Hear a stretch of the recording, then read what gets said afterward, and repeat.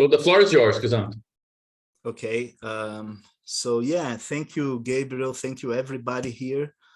We have a lot of people already.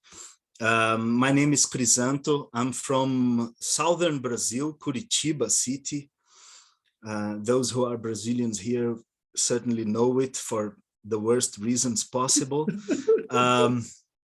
But we are, yeah, I came to talk about a movement that I very proudly like to say that I'm one of its co-founders, and that there has been a history to it, which I think I put it in the synthesis that it was a political laboratory, which is a kind of a polemical word to use because, of course, you're experimenting with people, and how is it similar to a scientific laboratory? It's, you know, it's not a perfect metaphor, but it's kind of an experience that we had of collective organization, which had this this movement of that I like to call anthropological, in the very mean sense of, you know, you're like diving into another social group that is completely different than yours,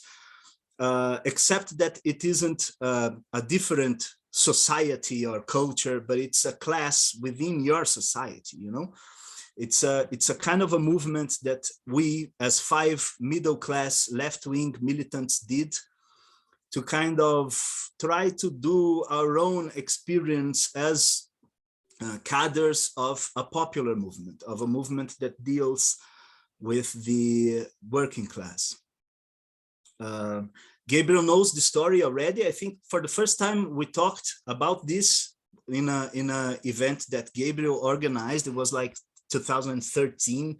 The manifestations had just happened like 2 months earlier, but the story is the beginning of the story is pretty much the same. So we were in this party-like organization, which was left opposition to Lula government. Before Lula is the current president of Brazil, but he has already been before for 2 mandates, and he was like celebrated today as being a good social democrat experience of government in a country that is traditionally known for being the biggest slavery country in the world, you know, historically. So yeah, the Workers' Party, which is Lula's party, experience was pretty much important. But at that time, our impression was this. So Lula had won in 2002. Then he had like 6 months, 1 year flirting with the political positions. Then he adheres to the bourgeois power, to the liberal consensus, let's say it. You know, so all the Workers' Party construction that it would be based on a thought of criticism of Brazilian society and the need for radical reforms and so on, this was frustrated. This is nothing new. This is pretty obvious. Even Zizek talked about that by that time a lot in his interviews and so on. So there began to appear this left opposition position against Lula government, which I think is mainly right. It was democratic because since the Workers' Party always disputed or was the opposition to a liberal government, when they got to power, the liberals were naturally opposed to them, like in a kind of bipartidarism system, like the US Democrats and Republicans alter the government opposition positions. So this happened. Me, Gabriel, and other guys, we joined this party, which is called the Socialist and Freedom Party, which has a sun as its logo because what stands for socialism and freedom is the word sol, which is sun. So we should call it the Sun Party, I think. It would be much better. Yeah. Yeah. So we were in the Sun Party, and a lot of guys was. this position, I need to talk about the movement, but I think it's an interesting analysis that we can do now, 10 years later. That is, being left opposition to Lula has two presuppositions. The first one is, of course, democratic opposition to Lula, since the right wing was also, the extreme right was also opposition to Lula. So we wanted to show a democratic side of it, and I think it was good. So there had to be a left opposition to Lula by that time. I think it was a right position. Then, but the left opposition by that time was also based in another presupposition, and this I think was dangerous, that we bet, the best of bet is bet too, right? I think. So we bet that Lula government would fail miserably, that it would do wrong in economics. I don't know how to say, that economics would be ruined. You know, that's a very traditional position in the left, right? That is pessimism, nihilism, things will go wrong. But the point is, Lula government didn't go wrong. It went terribly well. By that time, we should have done a criticism on what it is that we think is right and good, and what it is that we think should be opposed. Because this kind of draw us to this determinate negation of Workers' Party. You know, we're always negating what they're doing, but at the end of the day, in the second round of the elections, there is the fascist guy and Lula, so we all vote for Lula. You know, there is, to the main public, there wasn't many difference, except that we were the boring guys, the guys who said that everything is wrong. You know what I mean? And this made us, and in practical terms, this made us shrink. This left opposition began to shrink. And then you have Bolsonarism, and then you have fascism, and this reunited us together. So now we have, you know, we're left opposition, Lula, everybody is fighting against barbarity. So in that context, Bolsonaro was not still a political power and things like that. We were 5 militants in the Sun Party that began to think and question some of these presuppositions at that time. The first one was that we should dispute the working class, right? And that is mainly because the Workers' Party was disputing the working class. And so we needed to dispute their basis, their social basis, in their place, not in a different one. And so we started to do this self-criticism, you know. I myself was always a guy, I would always take my turn when someone threw at our face that we were a middle-class party, you know, that this was a very common criticism. I would say, but what do you want me to do? I should just, you know, marry and buy a house in the beach, and, you know, I'm a middle class, but I'm a left militant, so what? It's better than to be an alienated person, I don't know. But it is true that this lack of class compromise was a little bit problematic.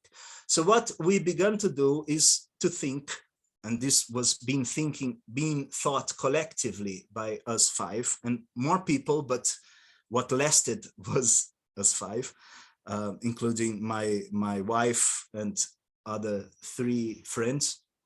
So we were like thinking this, how should we be militants with the working class? It was a very Maoist kind of thinking, you know, so you should live with the poor people, stay with them and learn from them and so on. At that time, it was a very, we even liked to call us a Maoist group inside the Sun Party, which was itself like scandalous. But how should we do? The first thing we should criticize in the left is a kind of mythological concept that we would organize trade unions, because, you know, at some point we would take up production and seize the factories, whatever. But the first problem appears then is that Brazil was not a fully developed industrialized country. So industry here was partially aborted. The bourgeois revolution here was aborted. So there aren't many factories there for you to go. If you are in Rio or in São Paulo, there are many. If you're in Curitiba, there are fewer. If you go to the countryside, then there are none. Like you don't find it. So it's not that easy. The second is a normal working class guy here, let's say a worker from Volkswagen or Audi, whatever. A guy like this here earns a better salary than probably I do being a university professor, you know, because his salary is like small, but he has all those capitalist participation, you know, the Fordist kind of thing. Yeah, so they look like middle class. It's because they are an elite of working class, you know, in Brazilian society.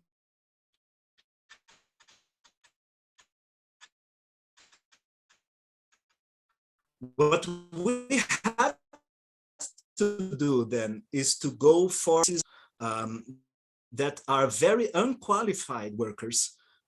So, for example, housemaids,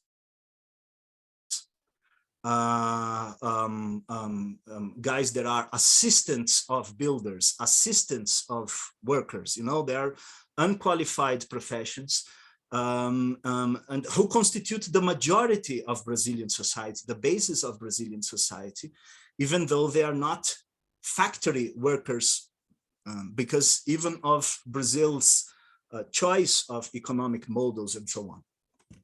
So where would we find them? Not in their place of work, because they don't have a proper job for a long time. They jump from jobs to job. We should look for them in their place of living, which is the suburbs, the poor suburbs. So we began to develop this conception that the difference between a popular movement and a trade union is that a trade union is the organizing of the class inside the working place, whereas the popular movement is the organization of the class in their living place. And if you go to their living place, there are a lot of agendas you can find. So, for example, there are no school enough near the places to, you know, so they don't have access to school. The streets are full of, they are precarious. So we should have a structure, lights, I don't know. They had, so transportation doesn't go as far as to their houses because they have to occupy very distant places. You know, there are a lot of similar agendas, and that is when we five started to simply go there, find the places, try to meet people who would live there and do the Maoist thing. Just go there, drink their coffee, you know, go 1 day, 2 days, many days, insist on being there like as much as possible until we can get a situation of what kind of agendas there are to develop. And just one question. Yep. Renzo asked, around what year did you guys make this self-criticism and turn to this strategy? To me, I entered the party in the middle of that process. That was 2009, right? But there is an event that happened in 2006 that was, no, sorry, 2008, that was decisive. I wasn't there yet, but it was decisive to us. So to answer his question, it was about like from 2008 to 2010. You know, it took some time to realize all these things because, yeah, talking is always shorter, but yeah, so we started to go to their neighborhoods and we began to realize we had a lesson on the community or communal work, you name it. What do I mean by community work? Is this Maoist thing. We go there many times, we try to live with them, be acknowledged by them, and try to intervene and help wherever is possible. So we were there in these suburbs until they had a threat of a forced eviction. There was the neighborhood of Itaqui in a city quite near Curitiba, in the suburb of Curitiba. Curitiba is like, you know, a big city, so you have loads of other satellite cities. It was in one of these satellite cities, we had this threat of a forced eviction. They would just simply get the trolleys. How do you call tractor? The Tractor, I think. No. Tractors. Yeah, they would just get the machines, you know, and turn it in front of their houses and tell the people, you know, either you go off or we will demolish your house with you inside. It was terrible. It was total barbarity. And because nobody was seen, it was not something that was very, it wasn't shown on the newspapers and things. It was total barbarity. And we were like, you know, we were very moved, very touched by that. And we tried to organize a resistance. Then we kept in touch with all left-wing organization, anarchists, the party, other parties too, everybody. And we like made a camping site there in that neighborhood. We would spend like 15 days there with everybody, sleeping there, you know. If I cannot do it, somebody else would go in my place. I repeat, I wasn't there. There was our comrades who were participating before. And we could stop the eviction. And when this happened, we realized that that enthusiasm of having that victory, which if you think critically about, you know, their life just returned to the misery it ever was, you know. It's just that they weren't evicted, but life was miserable anyway. But it was felt as like a very important gain, as a very important victory. So this like triggered some sort of possibilities to manifestation. People began to be enthusiasts of manifestations. This lasted for like a month or so, but it was an event, like, or a mini event. Let's not be too Badiouian here, but it was like a, you know, you could see that something that was not begun to appear in terms of the will to organize and go on. And so we kind of developed this is made by Paulo. Gabriel knew Paulo. He's older than us, and he's a very important militant. That the life in community work is always divided by the drama of everyday existence and the tragedy of the event, you know. So in the drama of existence, the problems are even bigger. So imagine you don't have a school to put your child to study, you know. Imagine you don't have a place in the hospital. If you get sick, you're left alone, you know. But since these are problems that are part of the dramatic existence, they are not perceived as something you should organize against, you know. They're part of reality. They are the nature of things, you name it. But when the tragic event happens, then this sparks some kind of initiative to mobilize. So the idea was that we should kind of differentiate between these two things. The hardest, and I think even the noblest, is to be a militant in the dramatic existence of life, because that's where you want to give up. Like every day you wake up wanting to give up, you know. But the tragic event is like something that should be, that we thought at that time should be explored in a good sense, that we should be able to gain from that will to mobilize. So from that day on, we started to think this, that since these neighborhoods were mainly occupations, by that time, The Planet of Slums by Mike Davis was like a big thing. Everybody was talking about this. I think it was recently translated to Portuguese, maybe. And so we were like discussing this book all the time. And it's a very insightful book. And when he talks about the pirate urbanization, I think that's a name that is bad in a sense, because nobody wants to be called a pirate. You know, the guys who are actual pirate urbanizers, they want to be called as hero urbanizers. You know, that's what they view themselves as. But we began to realize that these things, these occupations happen every time, because there is no housing policy in Brazil. There had been only 2 housing policies in 500 years, one from the military dictatorship and the other one from Dilma Rousseff. So, but people are living somewhere. So what do? They occupy the places, they invade it. There is this political correctness thing, you should call something occupation and not an invasion. But our people themselves, they like to call themselves invaders. So I don't bother anymore, you know. So there's this thing, how to, so yeah, these occupations happen all the time. And we had this insight that an occupation is a perfect mini event to trigger that kind of collective will.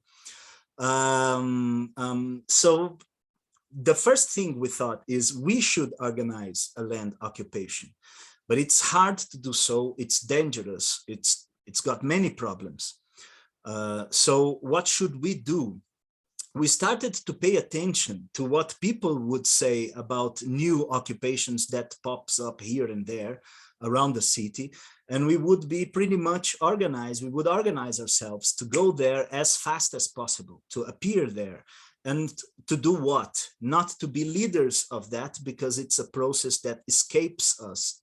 We won't, you know, unless we are proactive in doing it, we cannot lead that. We cannot lead that. So basically, we would simply go there and pray our solidarity, offer our solidarity to people and do whatever we wanted. So for example, my wife is a lawyer. I'm kind of a lawyer too. So we could kind of help them in that sense. We would call politicians that we know, people that, you know, university professors, people that could influence some political decision in order to avoid violent evictions and so on. And for some years, this took us, let's say from 2010 to 2012, we would be called like in advance. Like, you know, people would, because we were like beginning to show up in every occupation. And there's something that is funny. Let me make a bracket here. There's something that is funny that every occupation you go in a city like Curitiba, it's got 2 million people living here. But you go to as many different occupations and you go, and there's a group like of 7, 8 people who are really the same everywhere. They're like in every place. It's crazy. What do they do there? They've participated like in, I don't know, hundreds of occupations in their whole life. And they appear and they show up in every occupation. They're not militants. They're simply people. I don't know, they enjoy the sport. I don't know what it is. So, yeah, so we began to be called in advance, like there will be an occupation next Thursday. Could you be there? Could you send someone? And so on. And we began to be good, let's say, and to be known actually by the people, and be a group of you know, students and militants who were there to help and do whatever. Then we were, you know, we got some expertise in being there, in knowing the people. We would then think of doing, like, more seriously, doing our own occupation. This isn't something that we invented, right? Because if you think in terms of Brazil, those who are not Brazilians maybe don't have this clear, but Brazil has got this movement. They call themselves the biggest social movement in the world. I don't know if this is a hyperbole, but like they're the MST. It's a peasant movement, you know. Brazil has this peasant contradiction historically, so they are a big movement. And I don't know if they're the biggest in the world, but certainly in Brazil, they're the biggest. They're everywhere. If you're a left-wing militant, you certainly know somebody from the MST. And they base their political strategy on land occupation. Then there is a kind of urban division of the MST who became an independent movement around 2010, who is the MTST. Let's call them homeless movement. Around 2011, we met Guilherme Boulos, which is the national leader of the homeless movement. He's a philosopher too, and a psychoanalyst, and now he's a deputy, right? And so we met him, and we were pretty much doing here in Curitiba the same things that these guys were doing in São Paulo for years. So there was this very natural sympathy, you know, between our group and their group. They were much bigger and older than we were, and we learned a lot from them, like in terms of dealing with the most embarrassing problems, and also how to take decision in a situation of voting of the comrades. So we were so we met them about 2011, and by 2011 we would meet this group, 2 or 3 pirate urbanists, like I'm quoting here Mike Davis. As I said, I don't like the term pirate, but nonetheless, and we would like glue to them. Like if they would do an occupation, we wanted to be there just to see how would they do, because they were fearless. Like they would do the occupation in, you know, midnight, late 2 o'clock in the morning or something. They would organize the people, say they know who wanted to do an occupation with them. They would organize the transportation. So they had this know-how, how to do the things. But since they were pirate urbanizers, even though I don't like the name, I can't deny the thing itself. They were like this ambiguous, they had this ambiguous relation with legality, let's put it that way. So they would like probably earn some money from this process, like they occupy, they lead the occupation, they get some money from the people, and they would simply disappear for 6 months.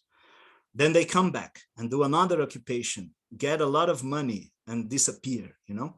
And in this process, of course, it's a very at the margin of legality process, as I said.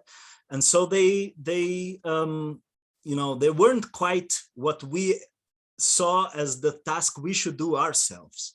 So gluing to them was not enough. We needed to do our occupation, learn how they do, but do it our way. And that is with a political purpose, with some kind of political goal as its main objective. So we were planning to do this, and then reality kind of came ahead of our will, because one of these guys, at one day, he combined, he called me to tell that he would do another occupation. We had by that time, and that is 2012, we had done like many occupations with him, like he has done it, and we were like invited to be together. This would be another of this situation. He would do the occupation and we would be invited. The point is, the day and the time that the occupation was, you know, set to happen, he didn't appear, he didn't show up. So it was like us and the people he called, you know? And we had this problem. What should we do now? Then suddenly we were leading the occupation and the process by ourselves, you know? I have some photos of that moment, which I think is nice to share. By the way, this is the symbol of our movement by that time. It isn't anymore.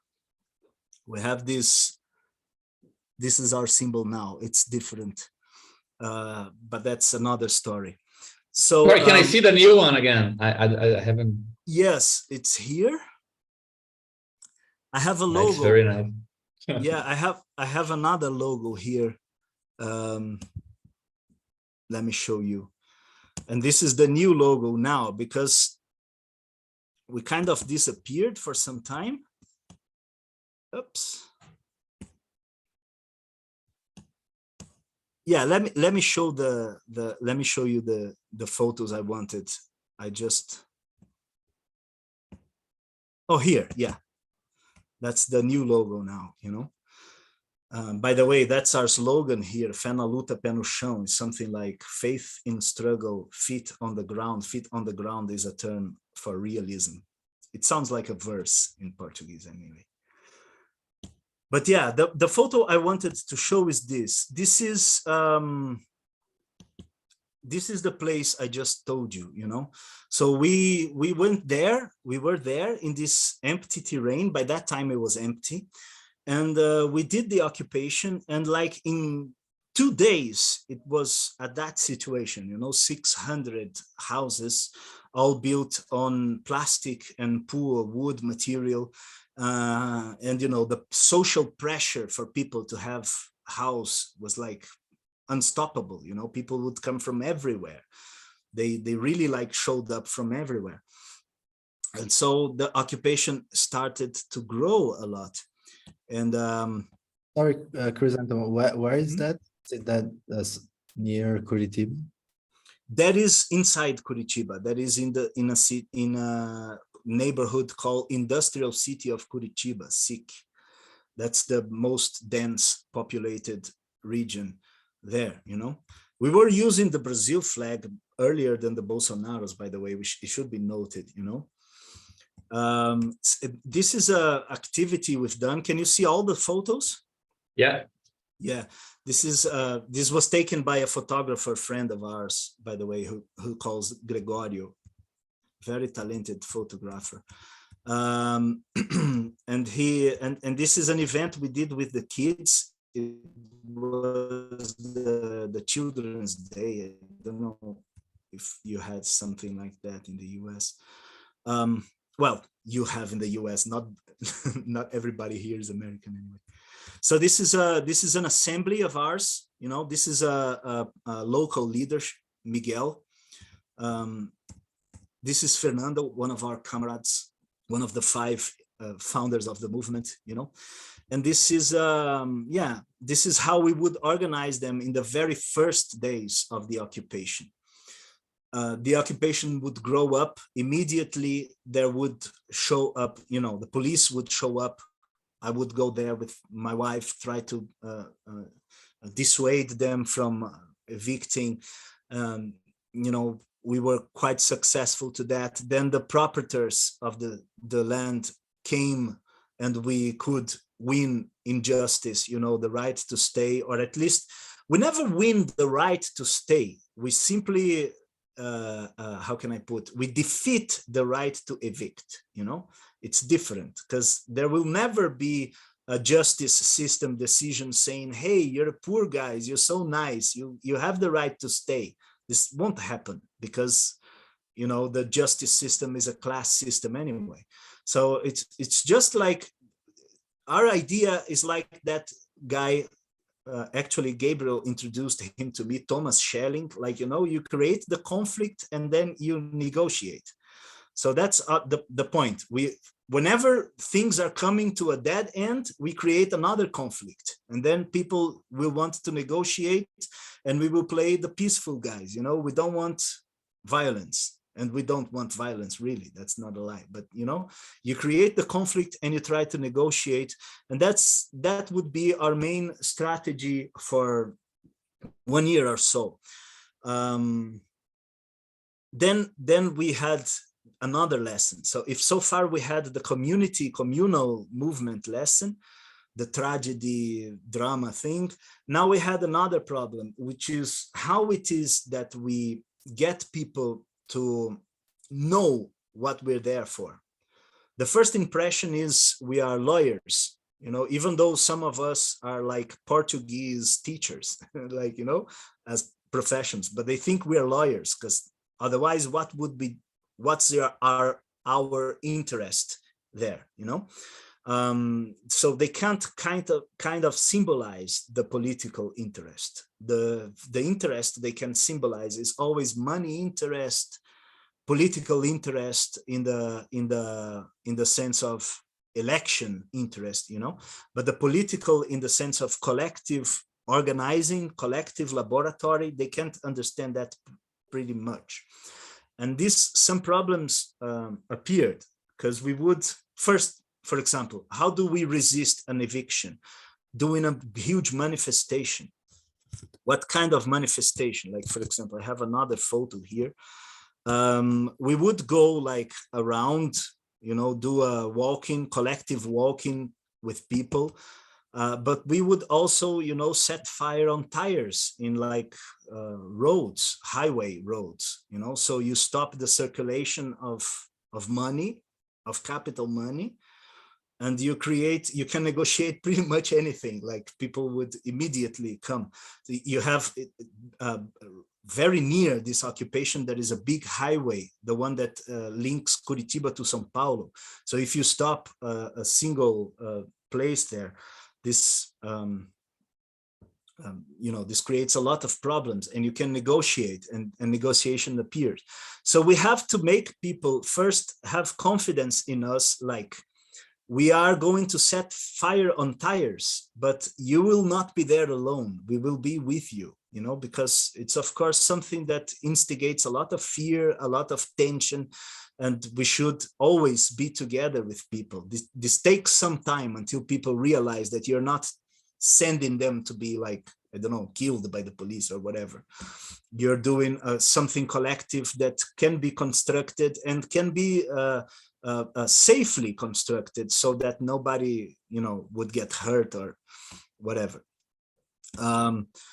Secondly, we need to talk to them, to the idea that we are defending. What is the idea that we need? You know, in the last instance, in the very last instance, it's socialism, of course, but in a sense, nobody would understand that. And we just have to formulate that everybody has the right to have a house. That's a simple way of saying, and that we are fanatics of this, you know? We think everybody should have a house, and we fight for it. Whatever means necessary, like Michael X would say. It's not that much because, you know, we're not thugs, like we're not tough guys. We're just simple people. But yeah, it's the idea that we'll fight to the end. If the eviction comes, of course, we will go away. There won't be like violent resistance, especially because the social basis is like, you know, old women, guys in a wheelchair, like you said, you saw on the photos. It's not like, you know, it's not Palestine against Israel or whatever, you know. It's a very minor resistance. It's not to that point. So to cut a long story short, then we had this, yeah, and so how is it that we communicate this idea? Our first, because I'm a son of an atheist. My father was a militant of the Communist Party of Brazil, like back in the 60s. So he's an atheist. My mother is an atheist too. But the point there was like, there is no common language actually to articulate this political concept. Everybody should have the right of a house, but how it is that you go through the end in this, you know, how do you tell that to the end? It's not like, you know, you take an Engels book about housing problem and you deduce that from the contradictions of capitalism, because this wouldn't make much sense for two reasons. First, because it kind of reflects our own narcissistic, you know, image on how it is that we know something about Marxism, and we are telling them. By the way, this is a very common deviation on the left. Everybody on the left assumes that a political site is a place to give a class, you know, a lesson, you know, but it's not like that. People wouldn't hear. Secondly, the point is literacy is a very big problem in Brazil for obvious reasons. You know, if you don't even have food, how it is that you have formal education?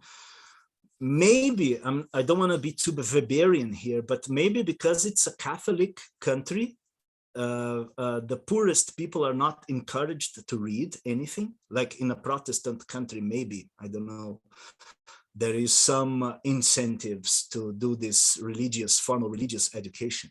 But the idea anyway, nonetheless, I don't know if it's true or not. The point is, whenever people were literate, illiteracy is a huge problem, but whenever people were literate, they were literate on biblical reference. They had the biblical references. So if you try to articulate from Che Guevara idea, or, I don't want to be too caricature, but if you have a syllogistic explanation on how it is that people should have their constitutional rights guaranteed, it maybe doesn't make any sense. But if you articulate that with some kind of biblical discourse that is common not only to their hearing, but to their association on what a literate people is, on their image, then it made much more sense. Like I remember when we were after we did this occupation, which by the way calls New Spring, because at that time there was happening the Arab Spring. It was kind of an ironic name because there weren't no Arab Spring in Arabia anyway. But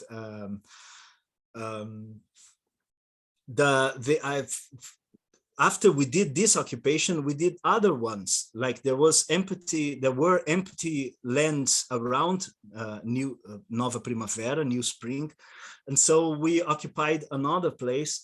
And there was one that was pretty critical, which is the one which is right by the side of a landfill, of a garbage landfill. And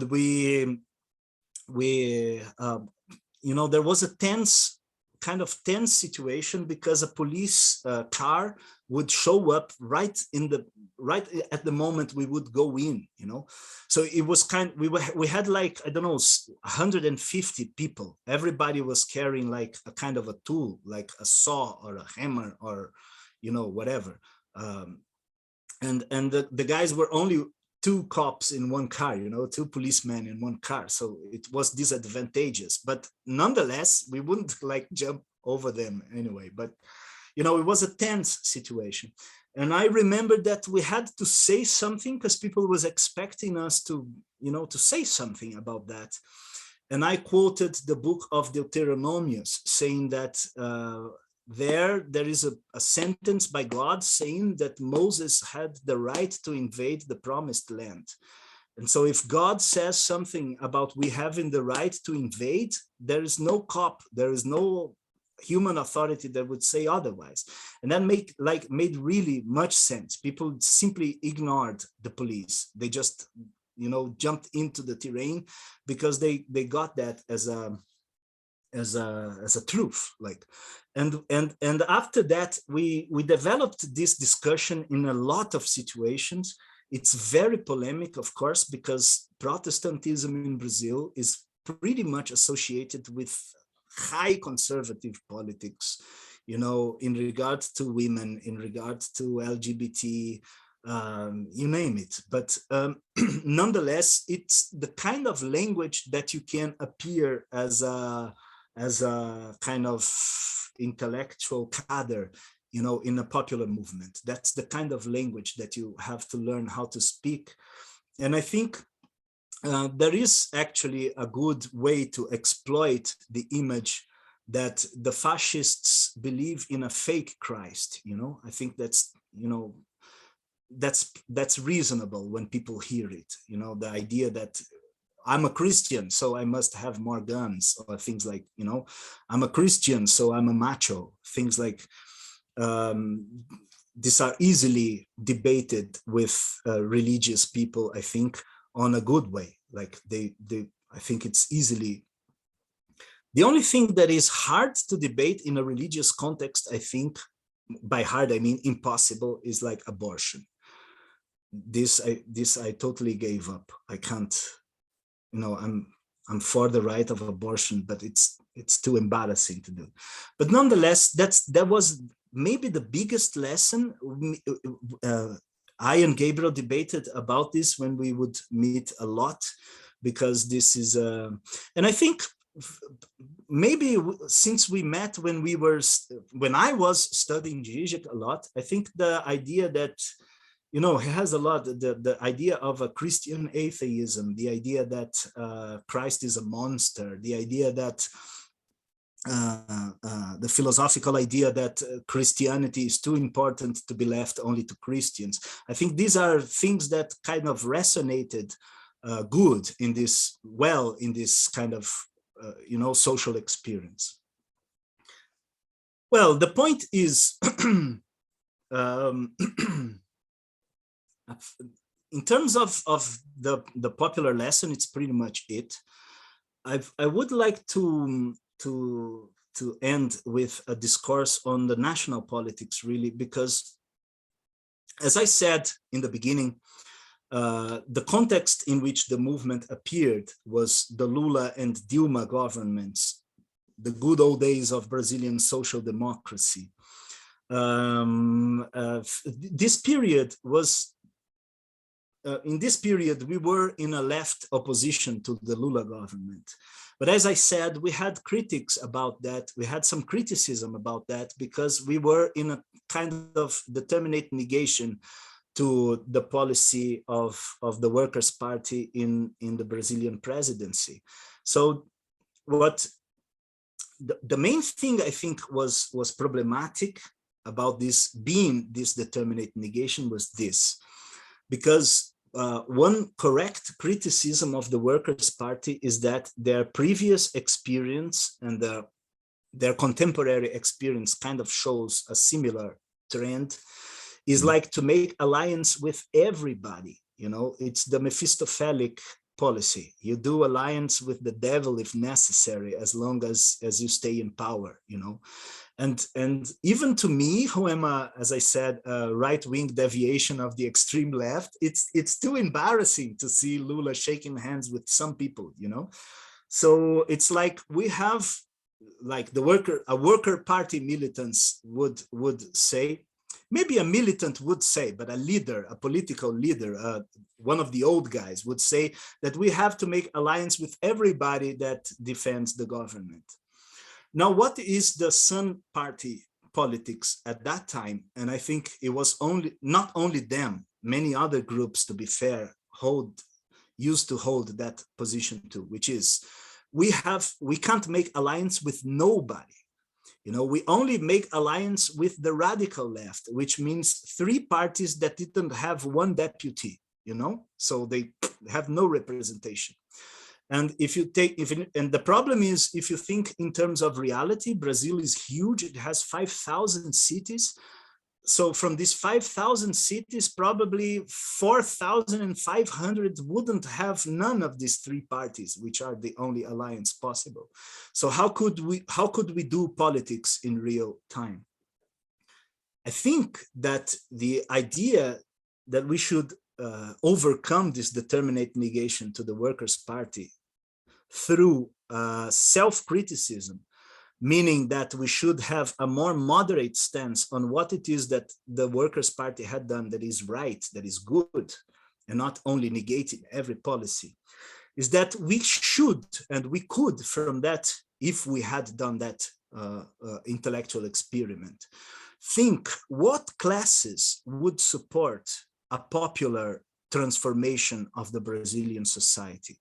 I'm not quoting the term revolution here because it's not a dreamland, What kind of, if we were to do the real transformations that Brazil needs, that is land reform, tax reform, things that could mitigate a little bit inequality among poor and rich, but not like Bolsonaro comes 5 years from now and undo everything, like a state politics that could be stable for at least 10, 20 years.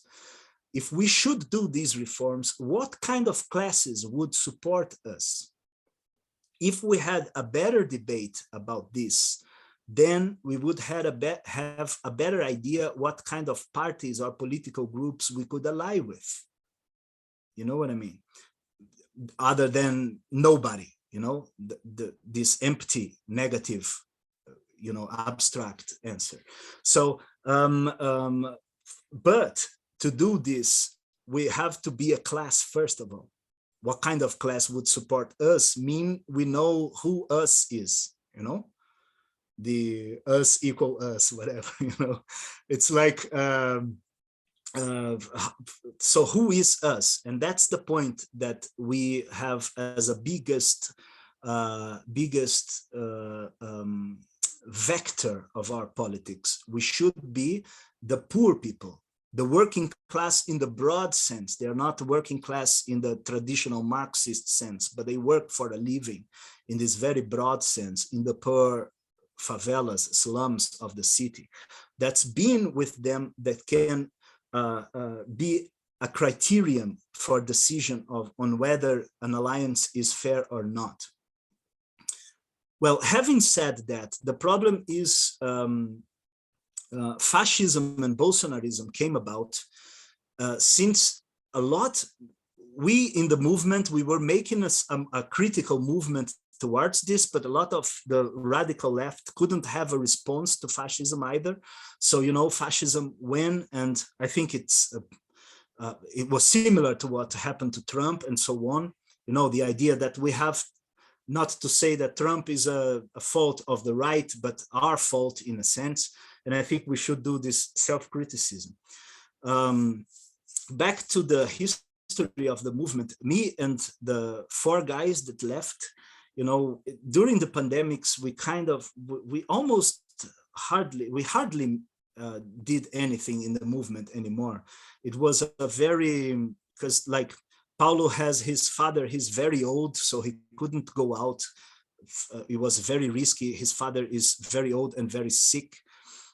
So, you know, pandemics was a very problematic time for us. So we kind of, since we didn't have the goals that we imagined we would in a progressive movement, since Bolsonaro was spreading all around the idea that social movements are good enough to be assassinated, and that's all, like, you know. So it was kind of, we went to the defensive place. And by doing that, it is that our laboratory gave back, I think, the most encouraging lesson of all, because the movement continued without us, you know. So this was very, very dependent on us 4 to work. At the beginning, we were 5, you know, one of them actually got depressed, and he had to go back to his city, and he's a very friend of ours, but he's not a militant anymore. But the movement was very dependent on us 4. And then this stepping back actually allowed more people to come. Maybe the problem was us, like, but you know, more people would come and take the leadership, take the avant-garde movement of MPM, of the Popular Movement for Housing. And they were mainly local leaders, which is even more, you know, which is even cooler, because they were like, there is Valdeci, which is a guy who lives there from a long time. This guy I told you, who was an Antifa, former Antifa militant. So yeah, many people appeared, and they did another occupation, which is our biggest occupation. We have 3,000 families living there, which is the Nova Esperança occupation, New Hope occupation in a district of Curitiba called Campo Magro. And it's very nice. I would pretty much invite you, Gabriel, and everybody who could maybe. It's because it's half urban and half peasant kind of occupation. It's a very new experiment. People are there to live, but also they plant their crops. It's a mixed kind of situation. And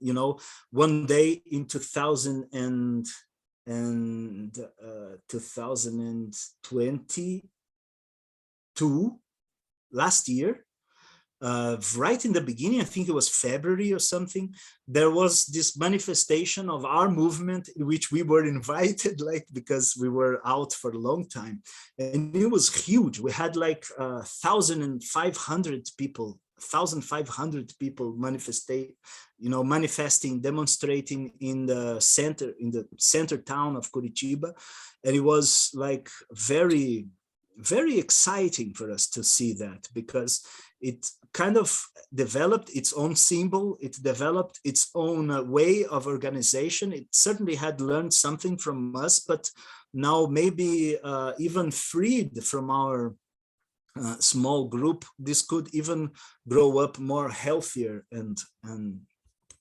yeah, and it was a very nice experience to us. Just to share a last photo. I think my presentation is very anachronistic by now because, sorry. Just to share another photo, there is this, where is it? Oh my God. Sorry. We were in the industrial city of Curitiba, in SIC. We had this, you know, the first occupation we done and so on. There is a landfill there. There is it's a huge landfill. It's in the middle of the city. I think I showed the photo to Gabriel, but I can't find it now. Oh, it's a pity. Because it's a very, just a minute. Just wanted to show you a very shocking photo. I found it if you want. Did you? Can you share it with me? Yes. Yeah. Just open it.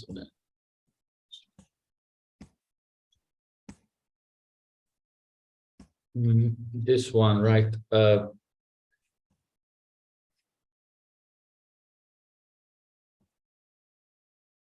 Yes, yes. So that's barbarity in images, you know, because that's the landfill over there. You see that the city is all around. These poor houses here, and on the bottom of the image is the occupation we live. It's called Tiradentes. It's a kind of a national hero, very popular here. So this is our last struggle, because we are in a campaign right now to defeat this eviction together, because this landfill actually, so it's installed in the middle of the city. You can see the city back in the back plane. You can see the occupation here in the bottom of the image. And the city, the landfill is like full of barbarities. Not only it is too close to the city, it takes like toxic and industrial garbage from like all the industries of Curitiba. Its wall is actually boundaries with a prison, with a jail. Like there are 500 people arrested there, like who have to smell garbage like every day. And crossing the street, you have like a water treatment station, you know? So it's like complete barbarity. And that little pointy houses, and if you go to the bottom left of the page, there is that shadowy place with some little houses there, you know? Yes, exactly there, like, yeah, there. So that is the houses that they want to evict, and they are like defending it in the process, in the justice, that all their environmental problems would be solved if these, I don't know, 16 houses or so would be evicted. And we are in a strong campaign to show how barbarous they are, how they are like violating all environmental laws possible there. And it's so far a very successful campaign. We should have been already evicted by now, but we could resist. And yeah, it's a kind of struggle that we are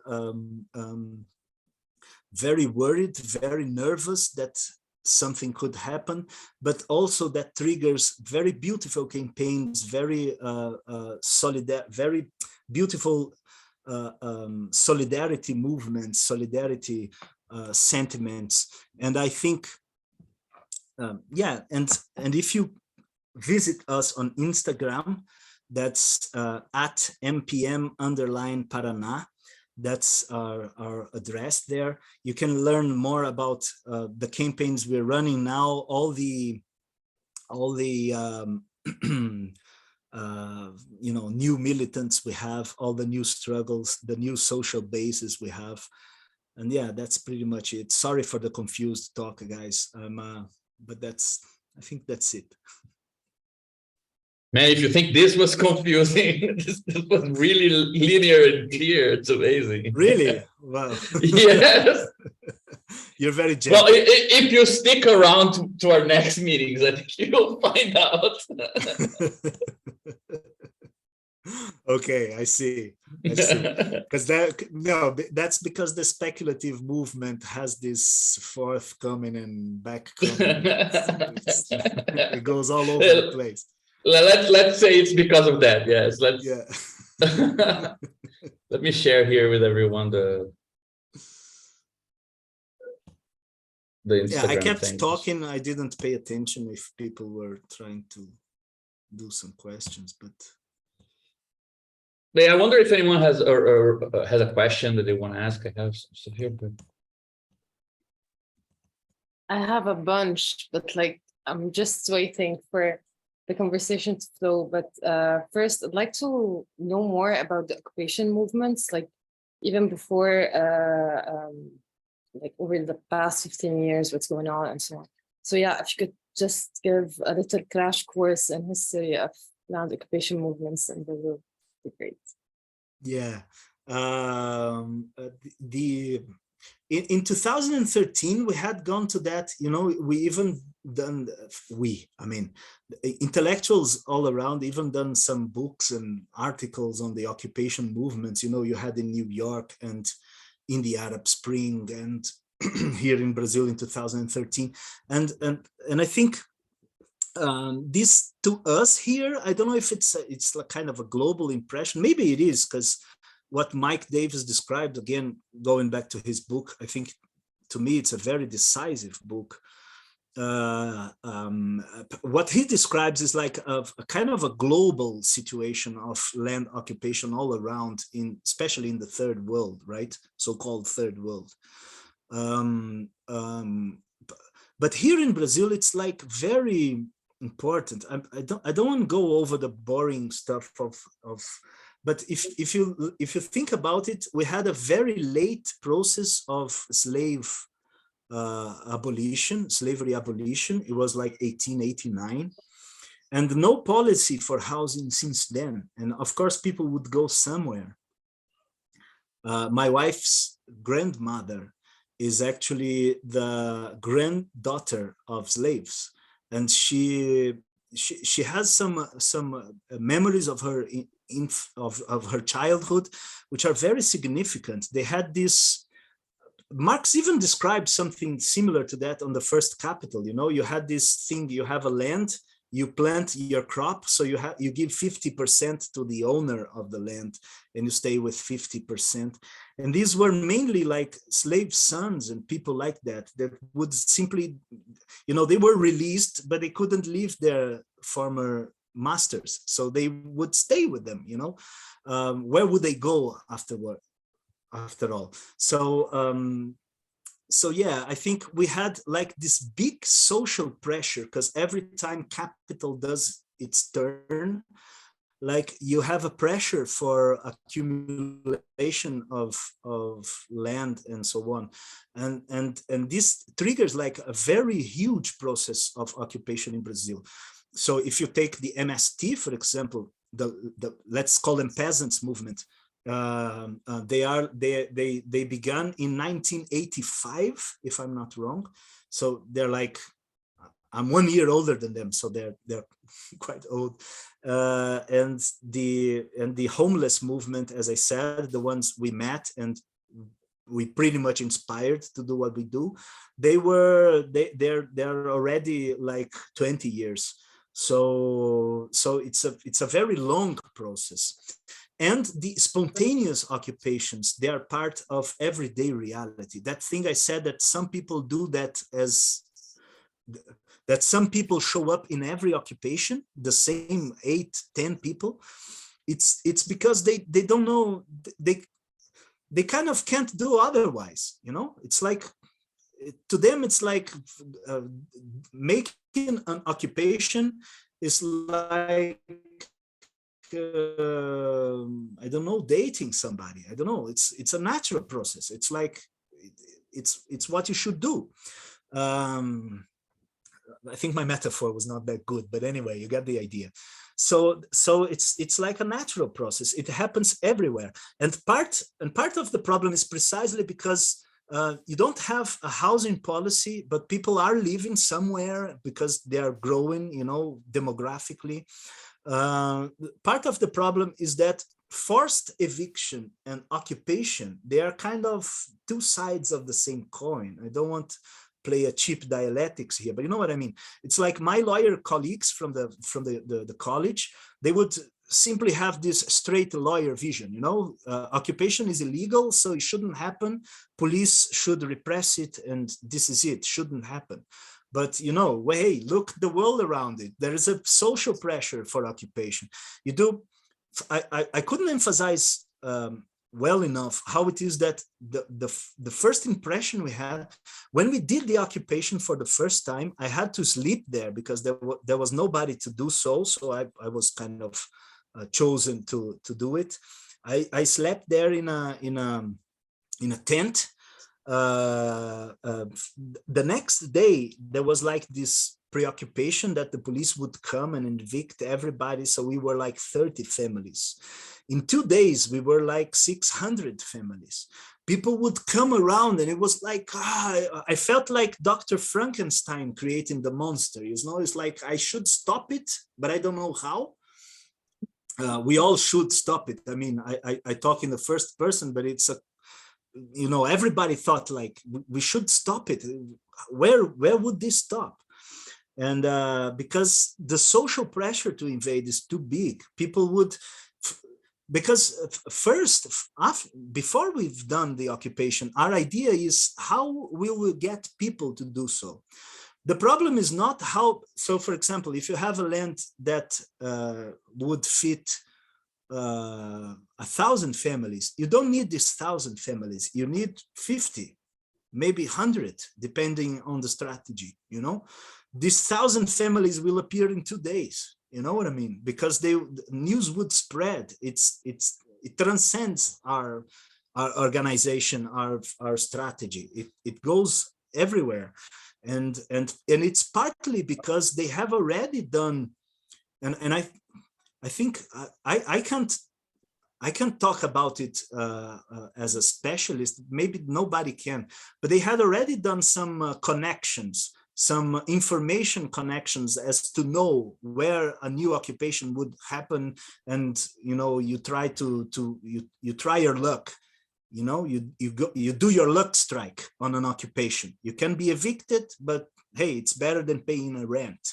So you try it. If you're evicted from this occupation, you occupy again. And this is kind of a tradition, really. It's an urban culture in the big cities here, but I think it's kind of a national tradition here. It's people are occupying land ever since. Like,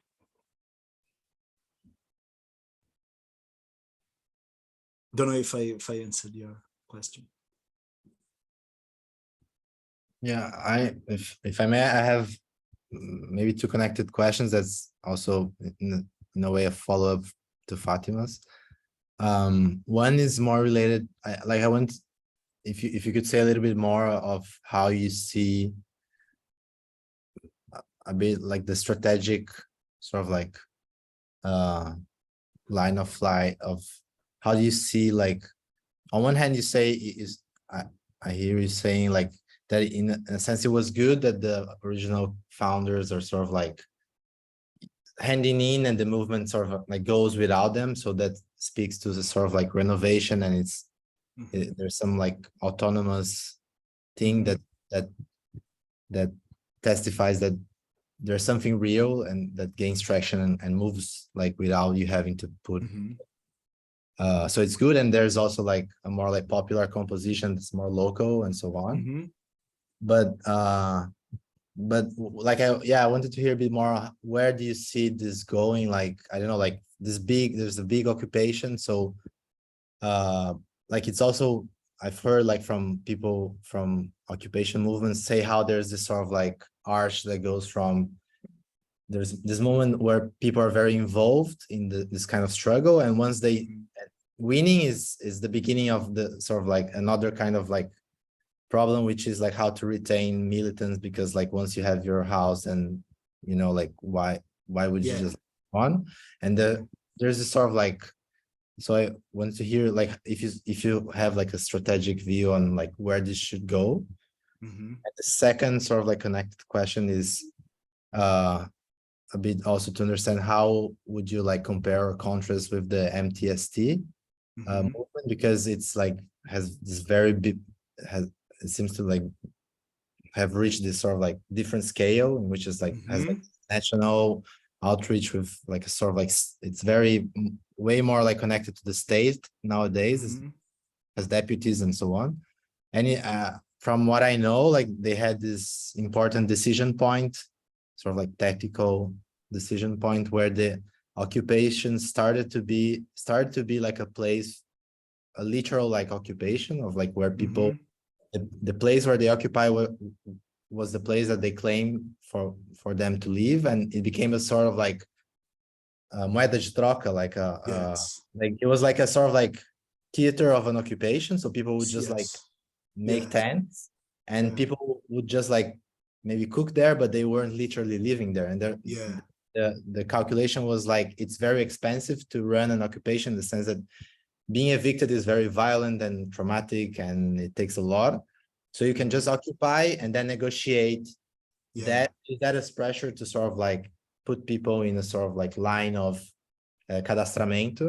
And so the social movement becomes this sort of like Mhm. sort of mediation between the state and the people, and they sort of like try to allocate new housing, but the occupation like it has a different quality in that. So and this, I mean, speaks to the sort of like scale and the relation to the state and so on. Mhm. Yeah, I just wanted to hear you a bit on, yeah, this to sort of like Mhm. having. Yeah. Yeah. I believe. Nice. Nice. Renzo, right? That's a very nice question. I think it's very complicated. I believe I will represent all my companions here in what I will answer, but I think it's a very it's an unsolved problem, and of course because we should solve that collectively. But I think so. Supposing we wouldn't like do revolution in one single time, I kind of oppose that idea, you know, because the single step revolution, it has never happened in history, and its program has never been written except in the form of a critique to the step form of revolution, you know. So I think we should begin the idea that we would use some apparatus of what's happening now in order to do a popular government, again avoiding the term revolution, or you know. So the point is there is maybe a Latin American cultural, you know. Zizek says that whenever we use cultural, we mean something that we believe, but we don't take it seriously. So I think it's I don't know, but the idea that in Latin America you have this strong democracy, has this shape, you know, of a strong president, leader, a caudillo, you name it. In Brazil, it has degenerated to the idea that in order for a president to have governance, it has to do alliances with the Congress. Now, the first thing I still defend the Venezuelan revolution for is because they started this idea that the main coalition is with the people, with the popular basis, with organized movements. Of course, they had different instances to practice this, like the army. So in Brazil, it's like the army wouldn't support it. They had the so-called militias, they had the comunas, There are types of organization in poor neighborhoods that make connections with there. I've read some articles in pandemics saying that even in China, the way they could solve the problems of the COVID-19 was because they still had some capillarized structure in the neighborhoods. I don't know if it's true or not. I heard it, I can't judge it. But the idea is we should make coalition between the president and the people. I think Lula has that more clear now that he's been 500 days in jail. So he knows it, but it doesn't matter if he knows it. More people must know it inside the party. And he should take, how can I say, concrete steps to show the movements that he understands it. It gives us a very difficult situation because we shouldn't wait him before we organize the movement. You know what I mean? And he could simply do what he has ever done and don't give a damn about the movements and keep on doing his coalition within the Congress. Maybe. But I think the main goal, from answering your question with a very how can I say, large scale, like Gabriel likes to say, answer, like what should happen in national politics is coalition between the president and the popular movements. I think that's our main goal.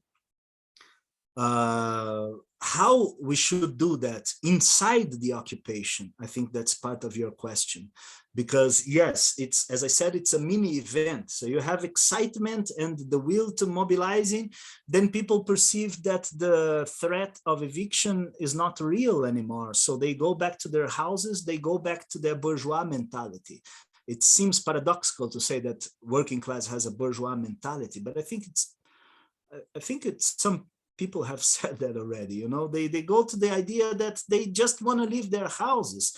And maybe it's fair to do so, you know, it's not like the idea of a constant revolution or that you should be a militant forever. It's not very attractive to the common people. They just want to have their house, you know. I mean, we can judge them for that. So what should we do? We have two strategies here. The first is whenever we feel, and that's kind of a sensing, but of course, intuition is also based on experience, but it's whenever we see that occupation is going to shrink by internal contradiction, that can assume many forms. For example, we encourage a lot religious organization inside the occupation, how can I put, as opposed to the criminal organizations that are in every slum, in every favela. So whenever the crime, let's say that organized crime, I don't know what term to use, wants to take up the occupation, you know, whenever they have an opportunity to do so, they will do so. They're not our friends.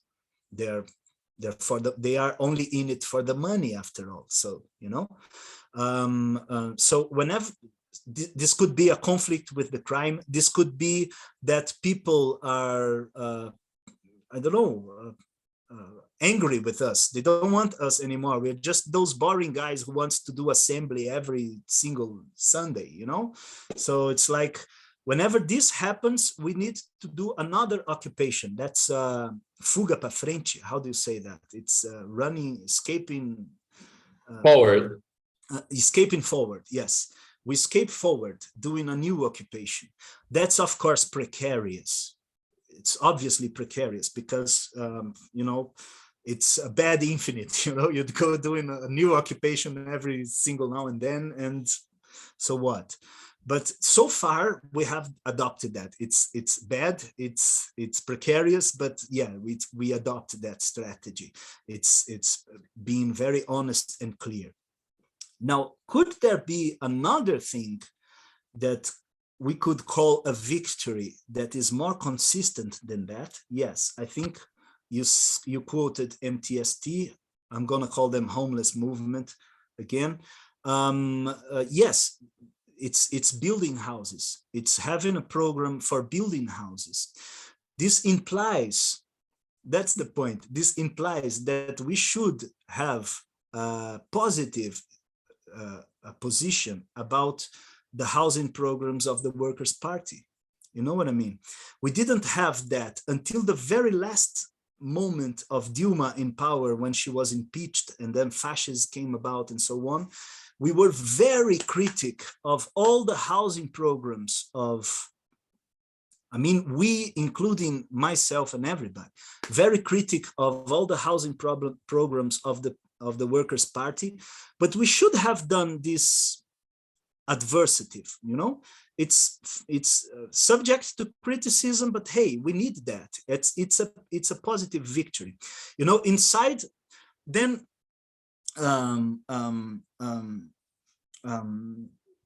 let me take a step back. So because the Workers' Party have a history that we can't throw away, like they were important militants and intellectuals and, you know, guys who formulated important aspects of Brazilian society. They have cadres that realize perfectly the contradiction. They don't need me or, you know, Guilherme Boulos to tell them what's happening. They know very well.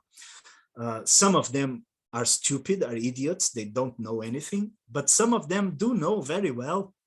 And probably they are amongst the guys who know best, like José Dirceu or whatever. But whoever. But I believe that Dilma was among those who kind of understood the difficulty of having a coalition with the people. And that's why she created inside the housing program this entity modality. Do you know that, Renzo? Inside the housing program of Dilma, there was something which was very interesting, which is this. The government would buy disputed land, you know, whenever a disputation was about, you know, whenever disputation of a land was the case, the government would buy that land for the movement to build the houses, for the very beneficiaries to build their own houses, you know.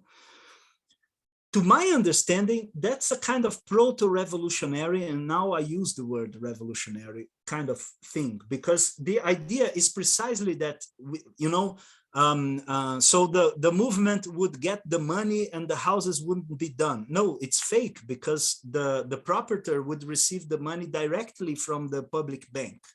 You know, it wouldn't pass for us. We would only be like watchers, how do you say, fiscais, guys who would audits, kind of. Sorry? I think auditing, like you would just inspect the process. Inspectors, perfect. We would just inspect the process. We wouldn't get, it wouldn't pass in my hand, not a single money, you know, in nobody's hand, a single money. But it kind of instigates this kind of strategy that the homeless movement has, and we also adopt, which is this: the most militant family, the most militant person will be ahead in the queue, you know, would be the point of the queue to get a house. You know what I mean? Because you mentioned, Renzo, this kind of, because it becomes a kind of negotiation between the movement and the militant. But this kind of program that came from the government, it was not a pressure from below, it came from, you know, from above. This kind of movement kind of instigates this kind of relation. And I think, although the homeless movement had this strategy a long time before that, it certainly boosted, how can I put it? It certainly grew like the scale it did after this program was around. So I think not only you should have housing entities modality for housing, the entity, the name entities, because the movement should have official entity, you know, that pay their taxes and so on, was legal and inscribed in all these institutions and so on, in order to be able to build the houses. This is why it's called entity. There should be an entity. It's not like some random guy. They're like, you know, problem makers and they're going to get a house. It's not like that. So it's entity. I think entity policy should be spread in many other places. maybe not to public health, maybe, but I think in many other places of policy, this could be done, like, build schools, build, I don't know, other things should be done in this kind of model.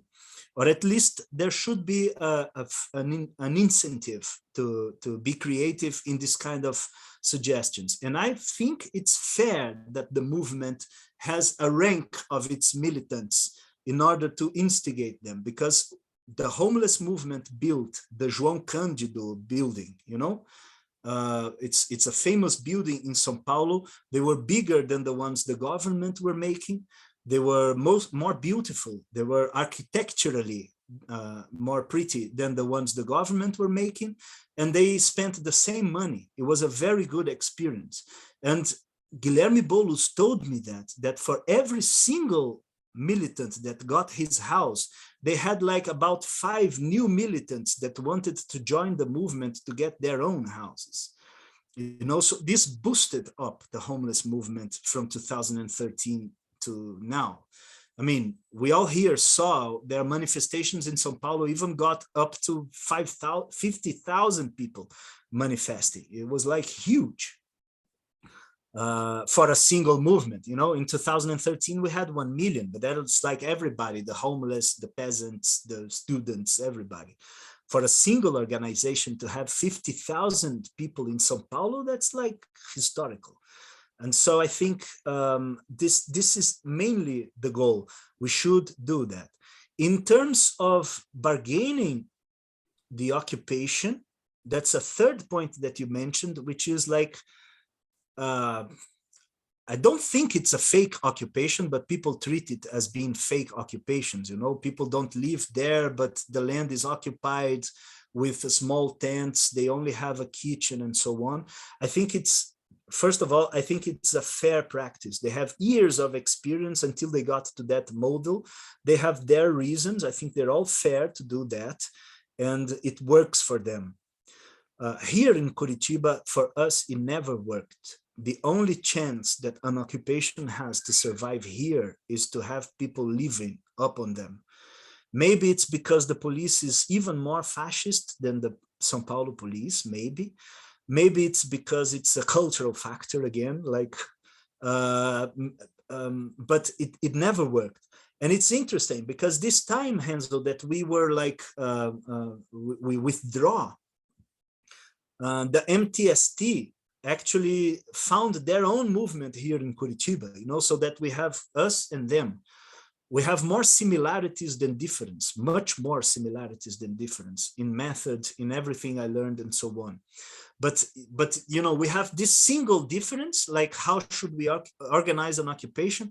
And they confessed to me that they had a lot of problems with this model in their occupation. So it's not working for them, at least here. And to my experience, I don't know, I can't give you an answer on to why we should do. Just for the other people to know, it's like the homeless movement in São Paulo, as I said, they are like 20 years or more.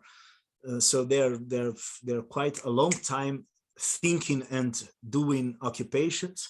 So they have this strategy, which is the land they occupy are not necessarily the one they want to stay in, They occupy a land, but they negotiate with the city hall or with the federal government, I don't know, for another place. They don't need that place.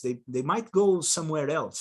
And so they developed a kind of methodological concept to this situation. To us here, what I'm saying is in Curitiba, it's different. We cannot expect that we will be relocated somewhere else. To the city major, he would laugh at our face, like, what do you expect me to give you a present? Like, you do an invasion and I will give you a terrain, a land. So it's different. I don't know for what reason specifically, but we can't do that. We can only expect to stay in a place. And as I said, because the justice system intervenes. So there are a judge who will judge the right, if we have or not the right to stay. Of course, he has the law as a parameter, but what he's thinking behind the law is more important. Like, he won't let a new favela in the city, in the pretty city of Curitiba, you know, a new favela. Ooh, that's too ugly. Then he says, oh no, the proprietor has the right because the law, so on, the first article, the Fifth Amendment, whatever. But what he's really thinking is he won't let a new slum in Curitiba. So the only idea we can stay as a slum, because after all, that's what we are in a sense, is like we make it difficult for the eviction to happen. So for example, if it's a 3,000 people occupation, like I said, the one in Campo Magro, it's nearly impossible because you would have to organize like 20% of the whole police of the state of Paraná to get them out. You know, it's too difficult.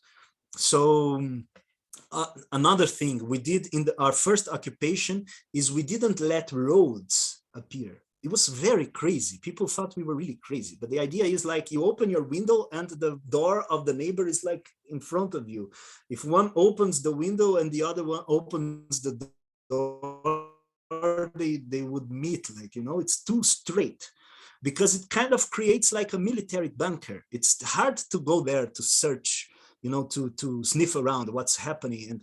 And so this kind of very condensed, demographically condensed strategy actually gave us, I don't know, 1 year and 6 months of advantage. Like they would really break their heads to imagine how an eviction would happen.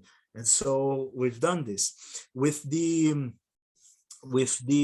landfill guys that I just mentioned. We had another kind of problem because they were like, you know, we are an environmental, sustainable idea. We are very creative. We do things for the environment and so on. And they are the stupid, poor people who don't know they can't breathe garbage air. Like, and we had to actually tell another story, you know, they are committing a lot of environmental crimes. If these 16 families are evicted, it won't solve the problem. The whole city is drinking dirty water because of them. And so this exposition actually put them in a very defensive side. And so the eviction kind of dumped, you know, because the judge was getting a good reason for him to do what he thinks he has to do. And now he doesn't have a good reason anymore. You know, he has to think another reason. So this kind of chess playing is, sorry for the poor metaphor, but it's kind of the thing we do, but always presupposing here in Curitiba, at least, that people will stay where they are, you know? I don't know if I talked too much anyway. I have a follow-up also on that, because I remember when I visited Nova Primavera in 2012 or something. It's funny because it was very muddy. I remember, but anyway, anecdotes aside, one issue you guys were having at that time was with an environmental issue with the land next to it.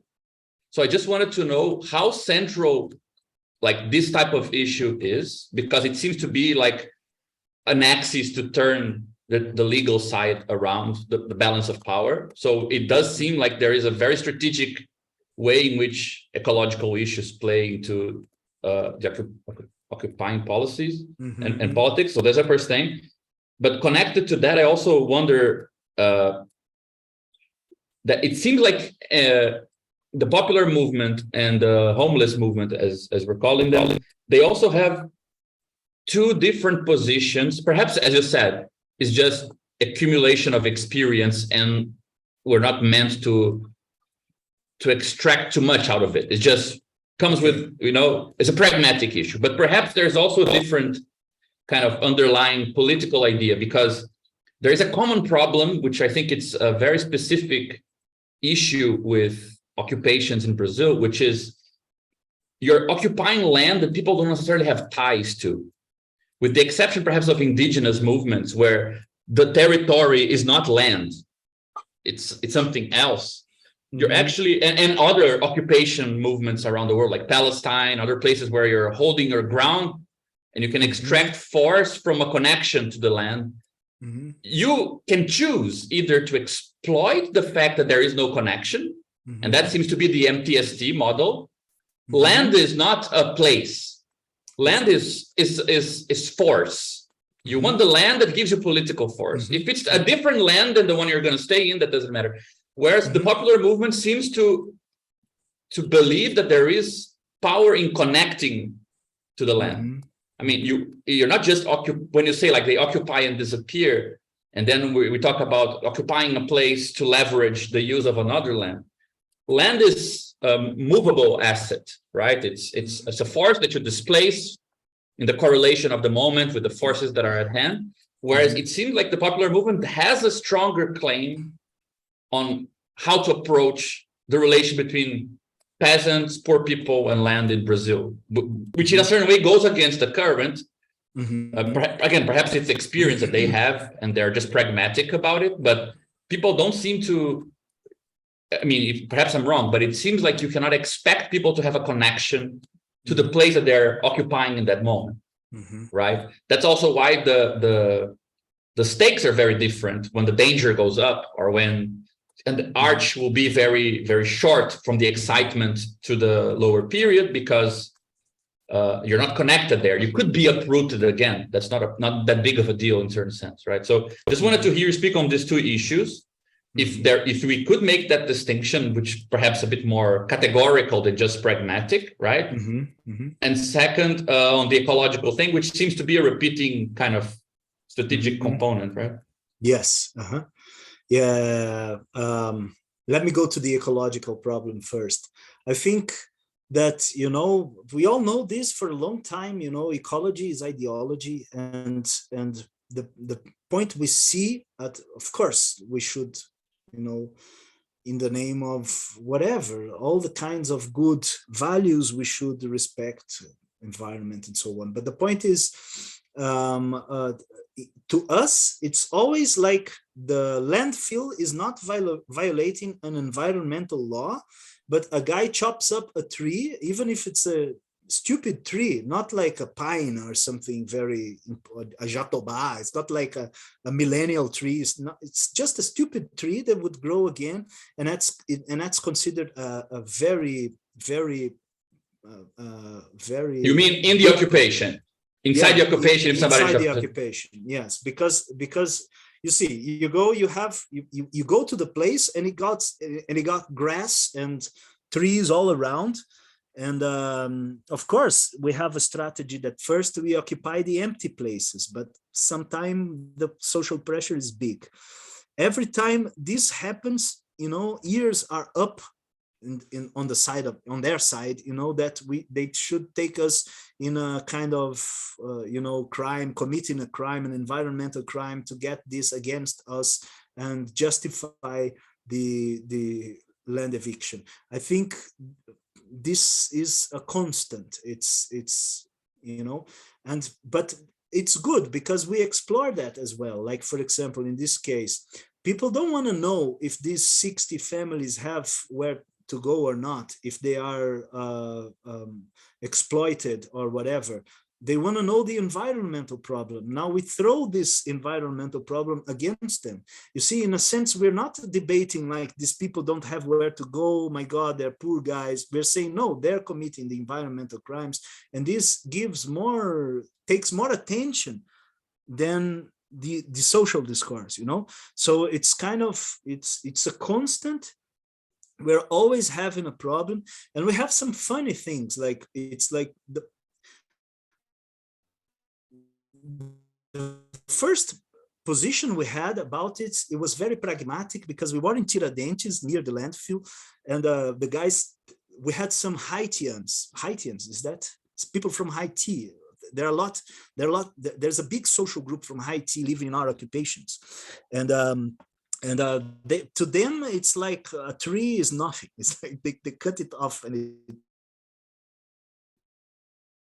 they don't matter. So to us, it's like a kind of a policy to approach them and say, man, you can get in trouble. You can get all of us in trouble, but you can even get arrested, like you and your wife. And so please don't do it. And it's a very difficult thing. But since it's always like being the leader of this kind of collective experience. I'm not a leader anymore because of the reasons I already gave. I went out and then came back and so on. But at that time, the problem was, how do I distance the environmental crimes, let's put it in quotation marks, from the leadership of the movement? You know, it's not us. People are doing that, but we are not, because at some time we could not stop it. There is a point at which you cannot stop it.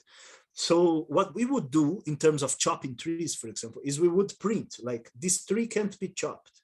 And we would like just randomly spread that into some trees, you know, and it had the logo of the movement. And then everybody who went there and say, hey, you're chopping trees, said, no, we are not. We are telling people not to. Look, take a photo. Here we are, you know, that's a proof. We are stopping. We are doing everything we can to stop it, which is not exactly true, but it's like, you know, it's like a way. And this kind of images, like it works, man. It's very interesting how the signifier inverts reality, because you like, there was just a bracket here. There was one situation, the vice major, she's a major woman, she went to visit one of our occupations and she was very worried about garbage. Where were we throwing our garbage? And it was a mess, because people at some point they would throw like everywhere. And since there was these straight places, I told you, they, you know, you could like, you step over garbage everywhere. So we went, at one day we said, hey, stop it, man. There is a place to throw all the garbage, you know, and that's here.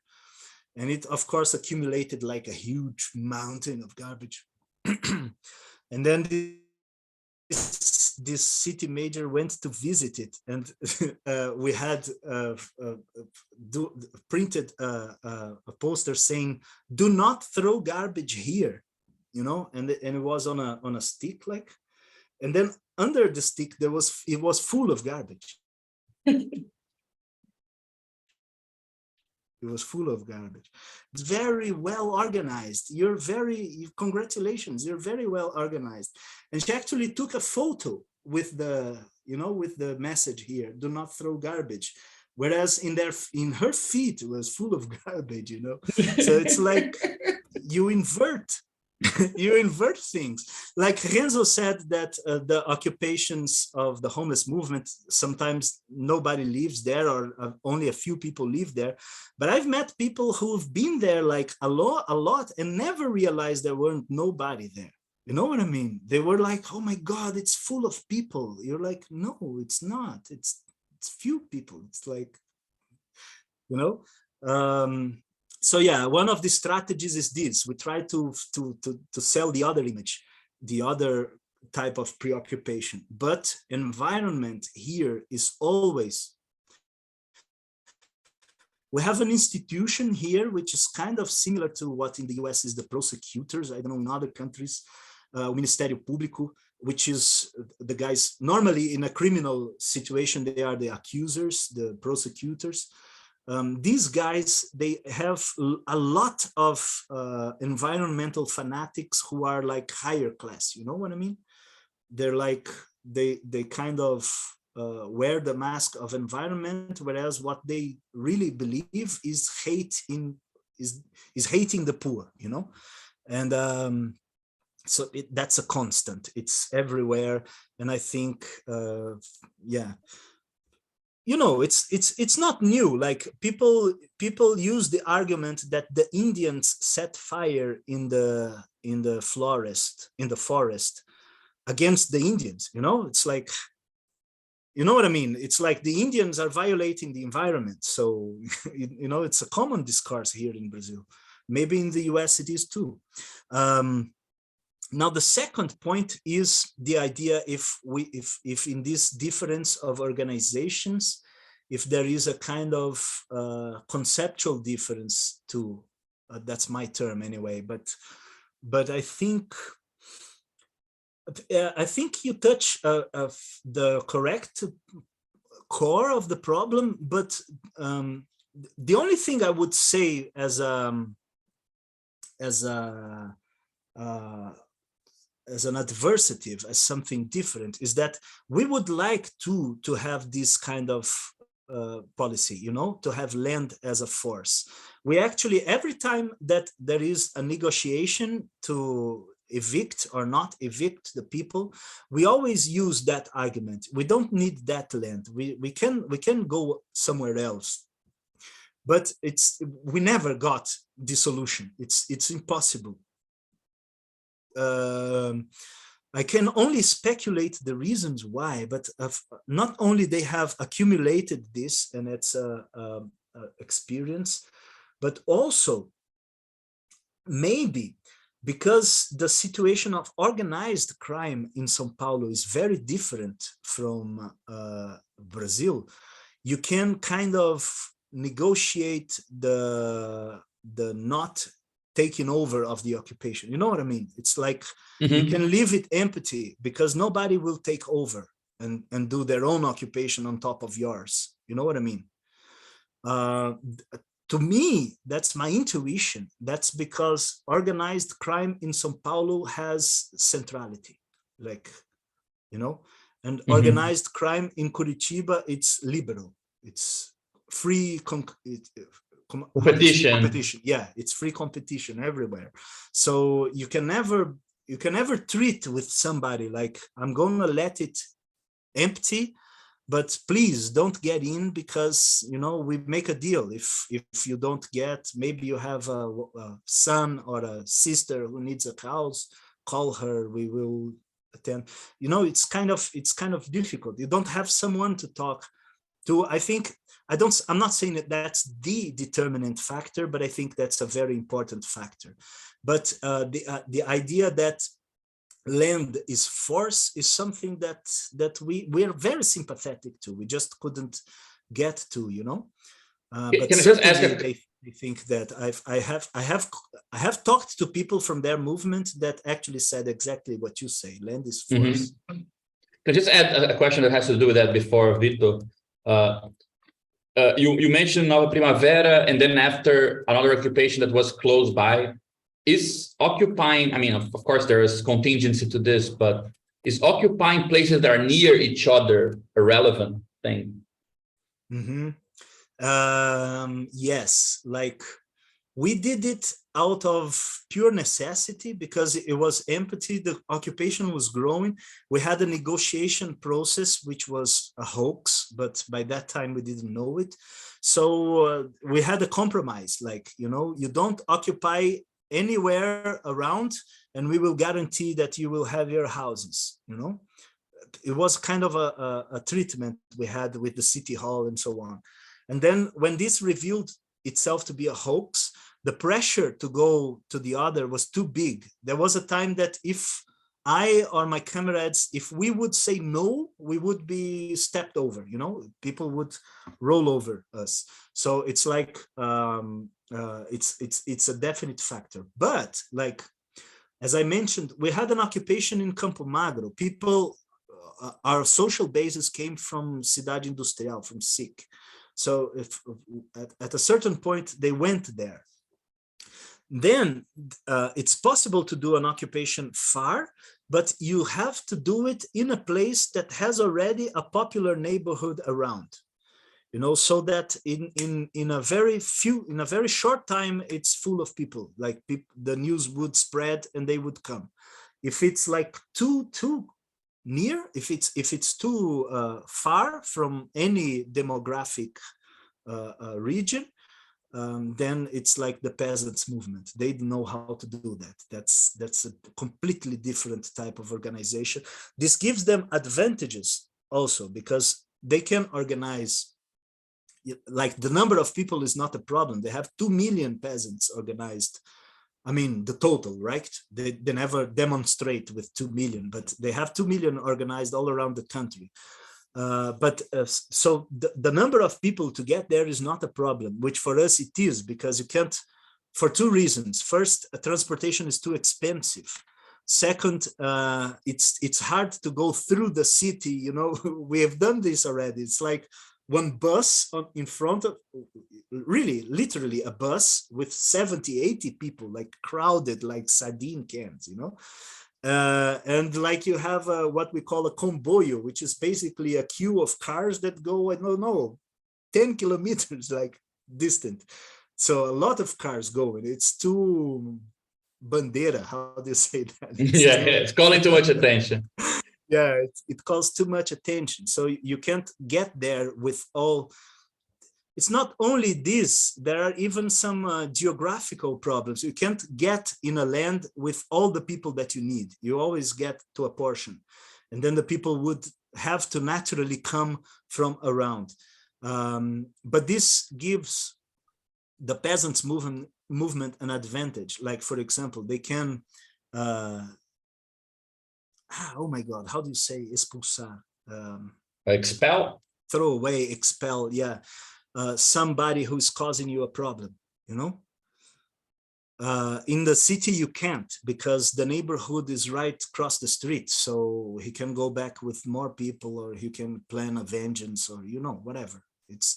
You can't do that. Whereas in the landless movement, you just have to get the guy and throw him away. 8 kilometers later, he will, that's checkmate. You can't do anything. So this kind of, there is this advantages and disadvantages depending on this geographical situation.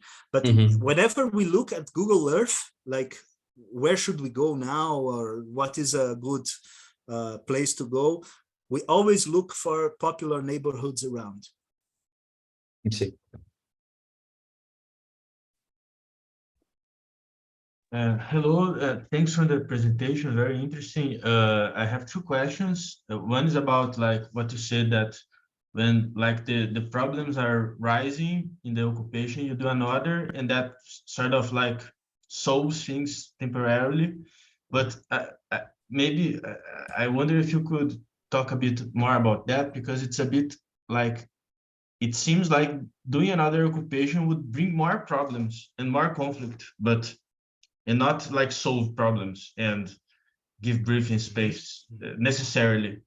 And another thing is like the religious language of the movement. Was it something like that you came up like doing the Maoist research that you did, and then you applied it? And like there was an experience in Guyana of like, there was like a strong Christian language in a very large occupation that was evicted. And I wonder if like something similar may concern or may have happened in your movement. That was like, at a certain point, like the language of God will help us with it became something like something like an expression of impotence. Like the police will come and people would hope that God would somehow solve the problem. Okay. You know, did you like have something like that, or think if that would become a problem? Yeah. No, I think it's very nice, Victor. I think that's one of the, I mean, I've received some 1 million questions, $1 million questions, you know, here. That's one of them. I think that the problem is based on there are a lot of factors to think this question. The first one is this: whenever you're doing a political text, you know, I think that's something that has been interesting me recently, because there are, you know, maybe we all here, I don't know you all, but we like politics and philosophy. There has been some transition between the two discourses, but it's not equal. Like, You sometimes philosophize about politics, and that's much easier than do politics based on philosophy. It's like it's different. So just to give you an example, Mao said that bourgeoisie is a paper tiger. But if we are going to be realist and honest with ourselves, the bourgeoisie is an atomic tiger, is a H-bomb tiger. So how do you, and you know, it's sometimes even academics criticize that as being a stupid Maoist phrase or something demagogic. But I don't think so. It's just the fact that if you're going to tell people the truth, let's be very frank, they're not going to fight. You know, we have a historical fight against the bourgeoisie.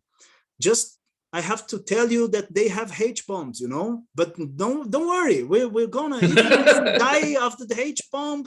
No, it's like, you know, it's a political text. It's like if you compare. I'm sorry to the digression, but it's like if you compare the Communist Manifesto, which I personally come to like less along the years, which doesn't mean I dislike, but and the second book of the Capital. You know what I mean? It's like you read the Communist Manifesto and the revolution is right at the door. But you read the second book of the Capital, it's like there's no way out. So what is it? Is there a way out, or is it like history is leading us to that? It's because one book is a scientific book on economy that tells how things work. The other book is a calling. It's like, let's join the movement. Let's be part of the First International. So you couldn't do a Communist Manifesto arguing that, you know, every turn of the capital will be this and that. And so it's difficult. So I think that's a way to start thinking here. The fact that we use the political language of the Bible is precisely because faith is the signifier here. We have to believe that victory is possible. And there comes our slogan, you know, Victor, you speak Portuguese too. It's fé na luta, pé no chão. So the idea is a kind of this poor dualism, you know. I know it's not philosophically complete, but like we have faith in the struggle, but we have to have a realist practice. What does that mean concretely? We will always avoid violence. I said, like, we create conflict, and we now, in the time of negotiation, we are pacifists. That sounds ironical, but it's not too much. It's kind of true. We're not like, we don't romanticize that we are going to throw stones at the police and they will go away because they can, you know, just shoot your eye with a rubber ball and you're gonna be, you know, blind of one eye. They can do that. And they won't go out of their houses to work as a policeman, you know, to receive a stone in their foreheads. So it's like, there's no way this can happen at all. Maybe if this happens one day, it will come from the basis, from the social basis, from them, from the people, from those who live there. Then I cannot oppose it. You know what I mean? I can't propose like, let's throw stones on the police and make everything, let's set everything on fire. That can't be done. But if they propose it, then maybe I can't say otherwise. But so the point is, of course, we have faith in the struggle, but we do everything we can. If we are, if there is a process in the justice, then we will find the best lawyers. If there are a chance of negotiation, we will talk to everybody, right wing, left wing, Christians, non-Christians. If the city mayor wants to talk to us, we talk. If a deputy wants to talk, you know, we mobilize every force we have in order to avoid this last tragic resolution of the forced eviction with violence. And we have, of course, been evicted, like sometimes. What we do is simply, we resist in the place until the last second. If we see that the police is coming with all the shield things and helmets and so on, we just let go. We just go away. That's our basic tactics in local situations, you know. So because yes, of course, you cannot promise faith in victory and not give any victory and give them the worst tragedy ever. You must show kind of result in this faithful thing, you know. Maybe this this goes crazy because people really believe in crazy things. There are some yeah, there is a story. I don't know if I told you that, Gabriel, already, but that's something that was to me like the most blowing mind experience I had. Me and other friends. The first one who alerted me was Paulo, this companion. We've been through a lot of forced evictions. There is a historical forced eviction that happened in 2010, I think, in Pinheirinho. Gabriel might remember it. It was all over the newspapers, you know. The guys were resisting. They had a village there, an 8-year-old village with houses made out of stones. It was a village like any other else. And because a very rich guy had won a judicial process on that, they evicted the whole village, and he could pay the eviction, because that's something that needs another kind of debate too. The guys who can pay gets the eviction easier. So so yeah, we had this. I was there like by accident because I was visiting the homeless movement. I was with the guys and so on. And then this happened. I was there like, let's resist, let us not resist, and so on. And there was a huge debate on that. And then when I came back, like I was like for 15 minutes, I was like the pop star of the moment because I was there in Pinheirinho, you know, and people were asking me a lot of things. And there was this information that a child has been killed in the eviction. And it was like, a child has been killed. Do you know that child? No, I don't know, but I have a cousin of a cousin who knows. And then this news spreads that, you know, what happened? No, they evicted, I don't know, 10,000 people. This happened, 2 houses were burned, a police was shot, a guy is in a hospital, the other one was blind, and a child died. You know, but nobody knows whose child. The father and mother of this child, the grandfather and grandmother, any relative. Then we went to another experience, traumatic experience, and then again the story that a child has been killed in another eviction, in another city, in another situation. And this happened like 3 or 4 times until we realized that it's kind of news that spread because it's a kind of ideogrammic reasoning, you know. They are saying that the first eviction is as tragic as a child who gets killed. You know what I mean? And that's because, and it becomes like, it became like a left-wing taboo to say that you doubt that a child has been killed. You know what I mean? They would come with this idea that the newspapers never said anything because they manipulate information. Come on, guys.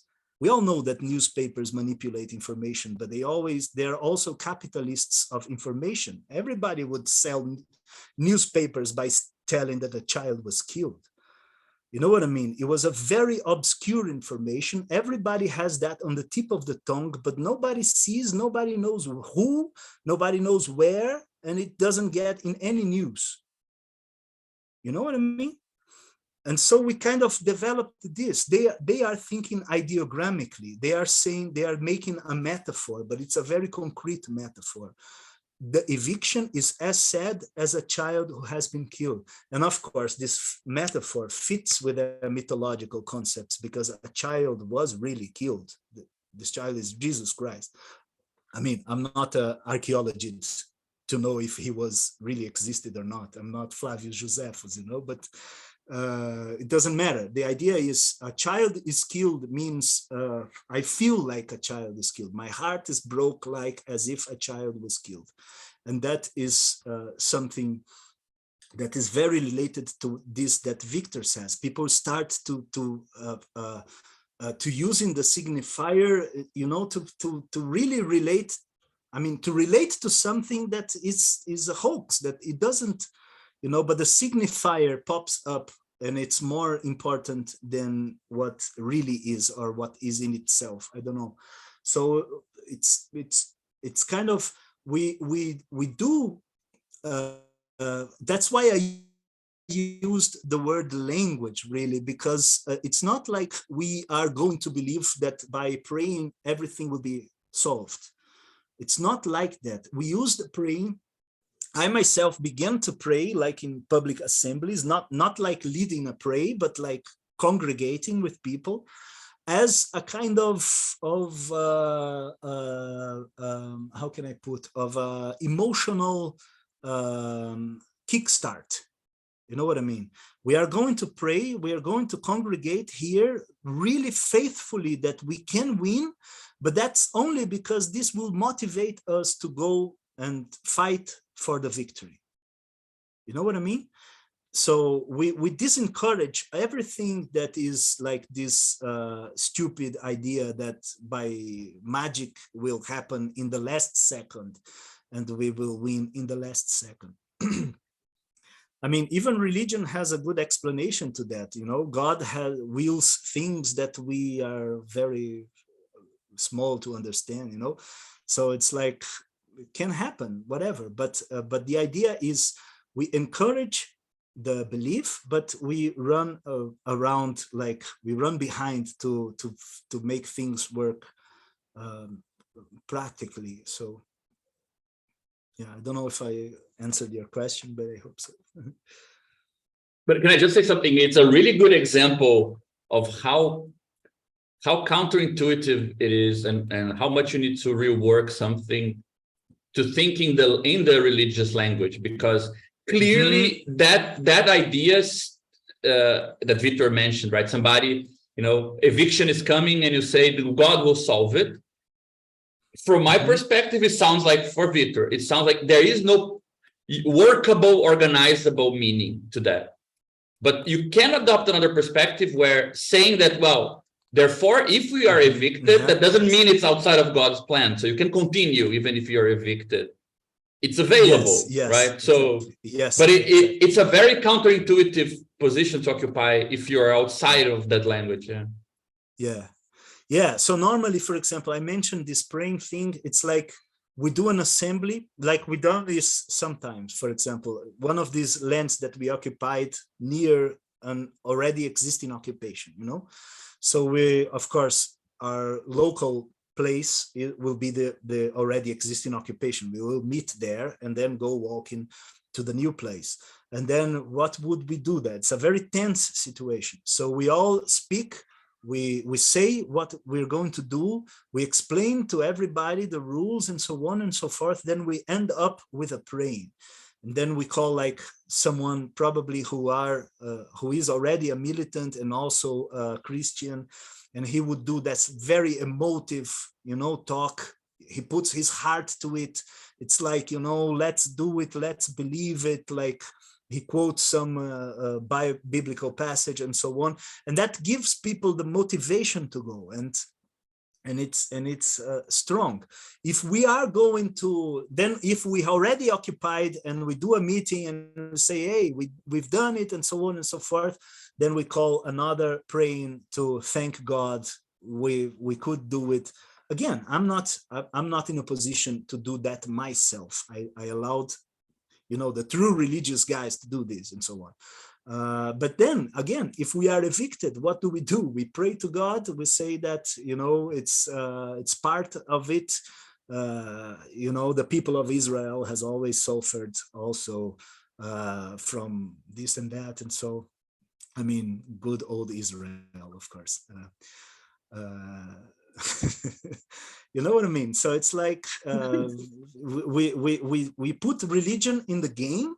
but it's always siding with politics. It begins with politics. Maybe even after the praying, it finishes with politics, depends on the situation. But it's not like we don't let the religious event take over, you know. And even when this, because like we encourage religions, but one of the rules we have is that there must be a plurality of churches for obvious reasons, because otherwise it will be a Catholic occupation, or, you know, I don't know, assembly occupation. There's a church here who calls assembly. And so they will, you know, the occupation will serve a religious purpose, not a political one. So we have to have a plurality, and we always explore the religious guys who are unfaithful, because there are a lot of them, of course. Oh my God. So it's like, you know, Tiradentes had suffered a threat of eviction like in 2015, and it really looked like for some time that it was over, you know. But we couldn't go out. We must encourage people to stay, because again, staying on the land is our main force. And so one of the first, but some people who nonetheless didn't give us too much attention was starting to go away, to run away. Some of them would unbuild their houses and take the material out. And one of the first groups who went out was a church, you know, and we explored that in the assembly. Like, you know, this church, they say they are faithful, but they are running away in the middle of the struggle isn't even finished. You know, we explored that. We make this contradiction clear. And then, of course, when we finally won, because it was close, but we were successful in the end, they came back. And then there was like a, you know, it was like how can I say, uma piada, like a joke. Yeah, we made the biggest joke ever possible about them, like coming back. You know, it's like I was, you know, I really insisted to be the one who would go to them and say, yeah, you're coming back now, so now you believe in God. Oh. You know, it's like really make fun of them, everybody laughing. But yeah, it's a problem. It's not like we don't let the religious thing over it, and there are pressures for this as well, especially in the Bolsonaro days. You know, it's like these guys are anti-movement, anti-left, and so on. So we take this care. But just to finish, there is one of the militants that we have is Valdeci, his name. We call him Val. He's a very special guy. He has a very tough story of life. You know, his brother died recently. He had a very poor childhood. He's a very clever guy, but he never learned how to read. You know, he learned how to read by himself and so on. But he's a kind of a crazy scientist. You know, he creates light like taking a bicycle wheel, salting it with something, and he generates light bulbs and things. He's a very clever guy, and he tells a story like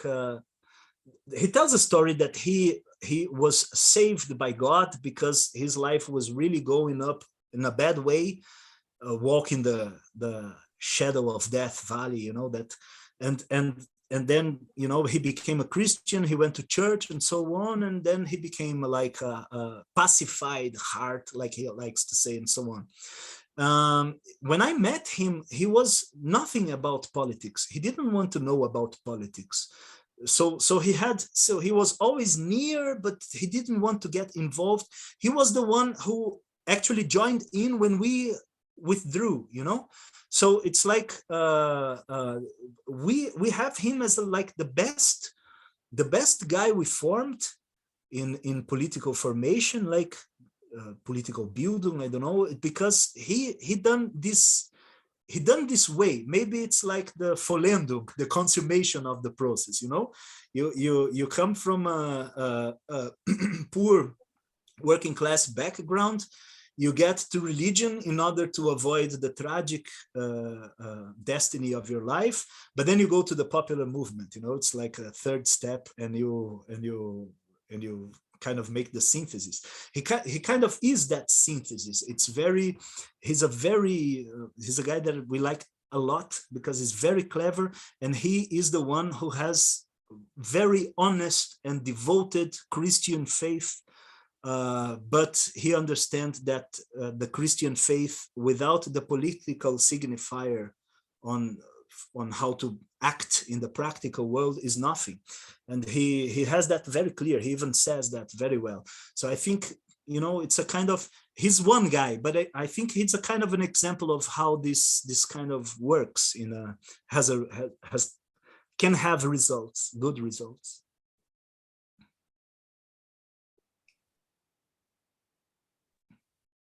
Hey, Crisanto, just wanted to say thanks for your presentation. Thanks for everything. If I may, I wanted to ask, going a little more, I noticed a certain recurring theme when you mentioned, for example, ecology as ideology, and now mentioning how this story, for example, of the child that had been killed and everything, what would be the role in let's say, both in bargaining, but also in laying a foundation for more militants to come and everything else? What would be the role of communication, and to what extent is it strategized? I mean, like, for example, let's say local news, for example, you have, I don't know, like a few contacts. Is it something that is based on a more personalized thing, like, oh, we have this and this contact, this and this like congressman that actually comes to listen? Or is this something that is to some extent instrumentalized and something that can be, I don't know, can be strengthened? But in what sense do you mean? The way this religious like, discourse? No, I mean in the sense of like public relations, like strategizing communication to the extent of being able to leverage more demand, right? Like when you said that the mayor had come, I can only imagine that that was an imposition of a certain need to explain yourself, right? Yes, to yes, explain yes. what's happening. Of course. Now, to what extent is this strategized, like, and it can be foreseen or not, or something like that? That's a very good question, because yeah, as I said, like the mayor came, but he came out of something. Of course, we called him, we tried to get to him. So it's like we are always in search for these political connections. And I am now, I can say, from a generation of militants that have, you know, I'm in the popular movement, but some guys from my generations are here, city councillors. One of them is a very famous one, Renato Freitas. I don't know if you heard of him, the guy who made a protest in a church of the black people of Curitiba, and he was expelled from the church, you know, being black and so on. And it was a kind of an event there. So Renato Freitas is very close to us. We have very close ties. But trying to organize an answer to this, I think, like we learned from Guilherme Boulos, actually. He said that personally to us when one of the first times we went to Sao Paulo, was that you never, when you negotiate the agenda, you don't negotiate your soul. To us, that was mind-blowing by that time, because we were, you know, from the Sun Party, we were left-wing opposition, we were full of taboos, like, I can't talk to him, I can't talk to her, I can't talk to this congressman, to that congresswoman. So the idea is, no, you can talk. What is it? He's going to, is he going to dissuade the eviction? Is he going to tell to somebody to force the thing? So yeah, we have two kinds of political connections that we search for. The first one is a more ideological one, but of course we don't. It's ideological in the sense of a proximity with, you know, being left wing, being from the social movement, from the black movement, whatever. But But of course, it's not only ideological in the sense that we like to chat. It's like, you know, it got to present results, because people wouldn't trust them if it didn't.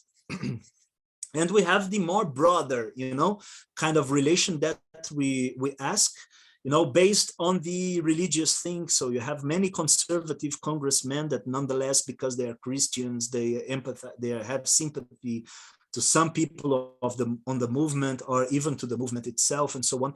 And things are really confused. When you think like national politics, like Bolsonaro and Lula, they are opposers. When you go to a city like Curitiba, when you go to the countryside, it's like, it's more confusing than that, you know? People are all around, they are friends with each other. So yes, we have a strategic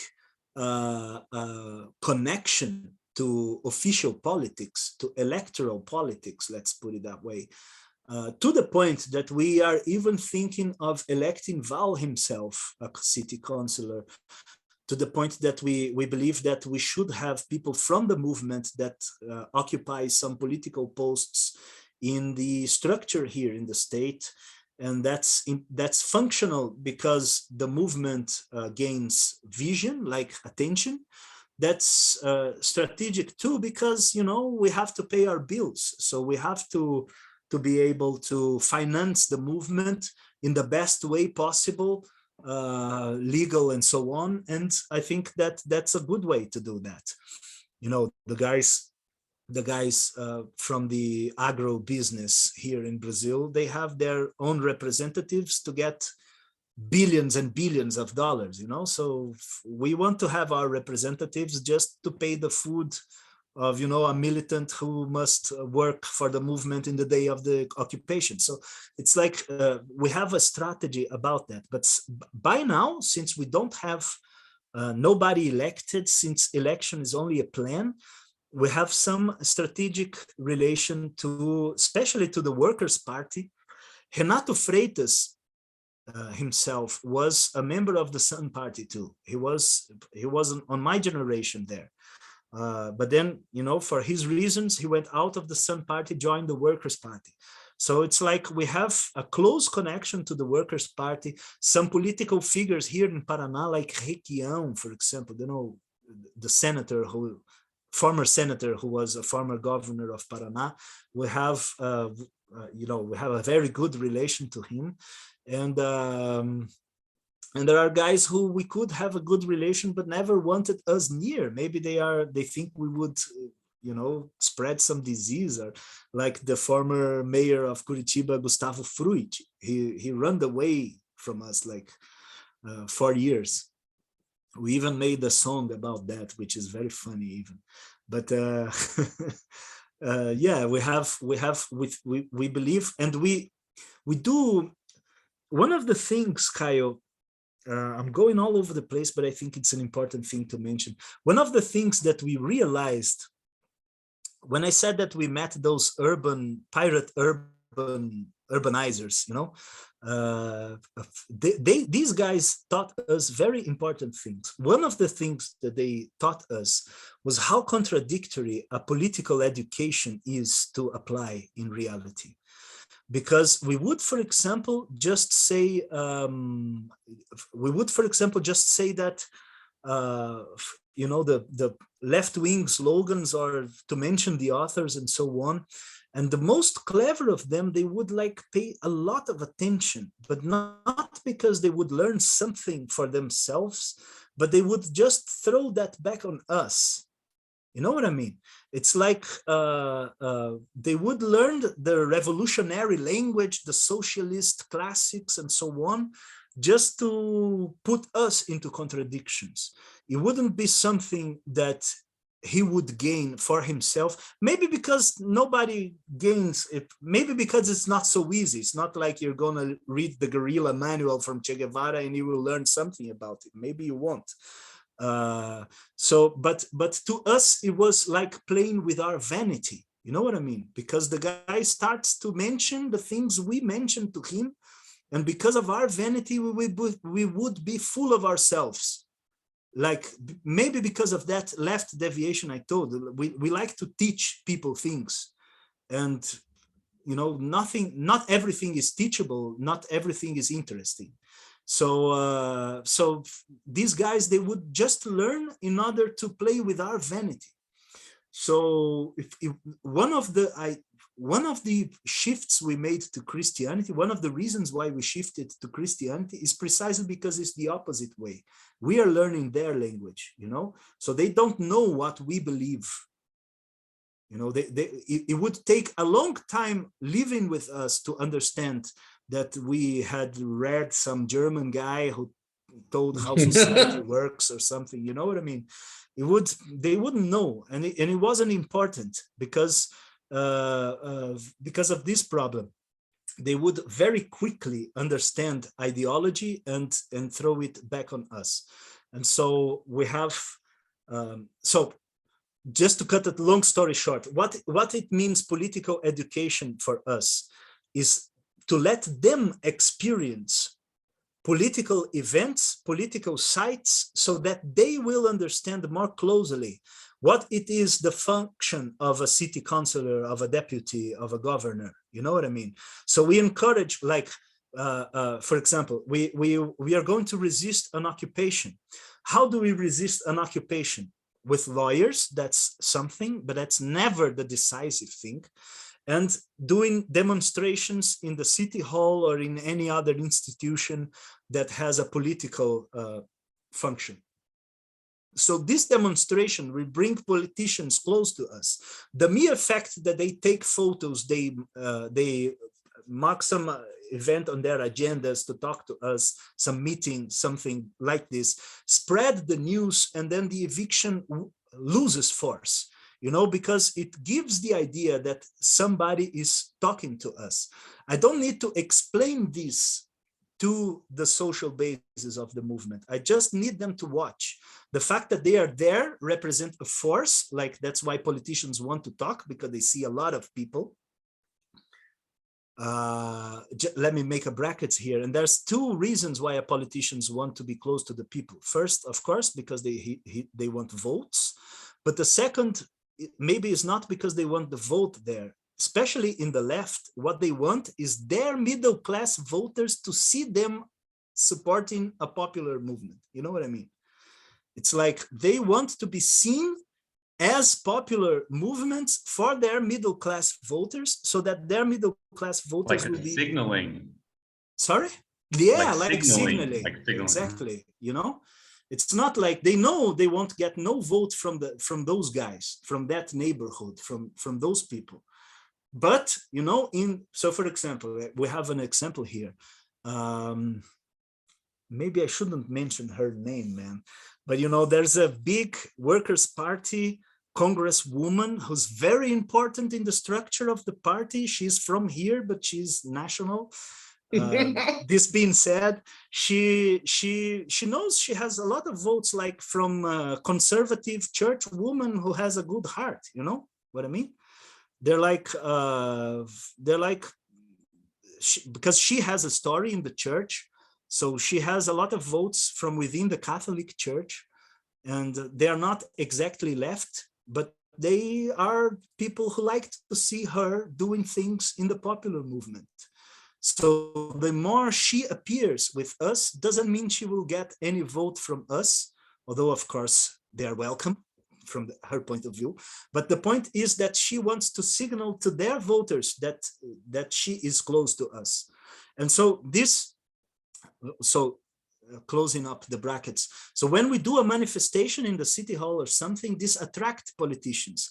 By attracting politicians, we have these two events, these two effects, but in the terms of the eviction strategy, it kind of weakens the eviction force, and it strengthens us, at least for some days, maybe for weeks or months, and then some process of negotiation and taking pictures with them and going around, this strengthens us.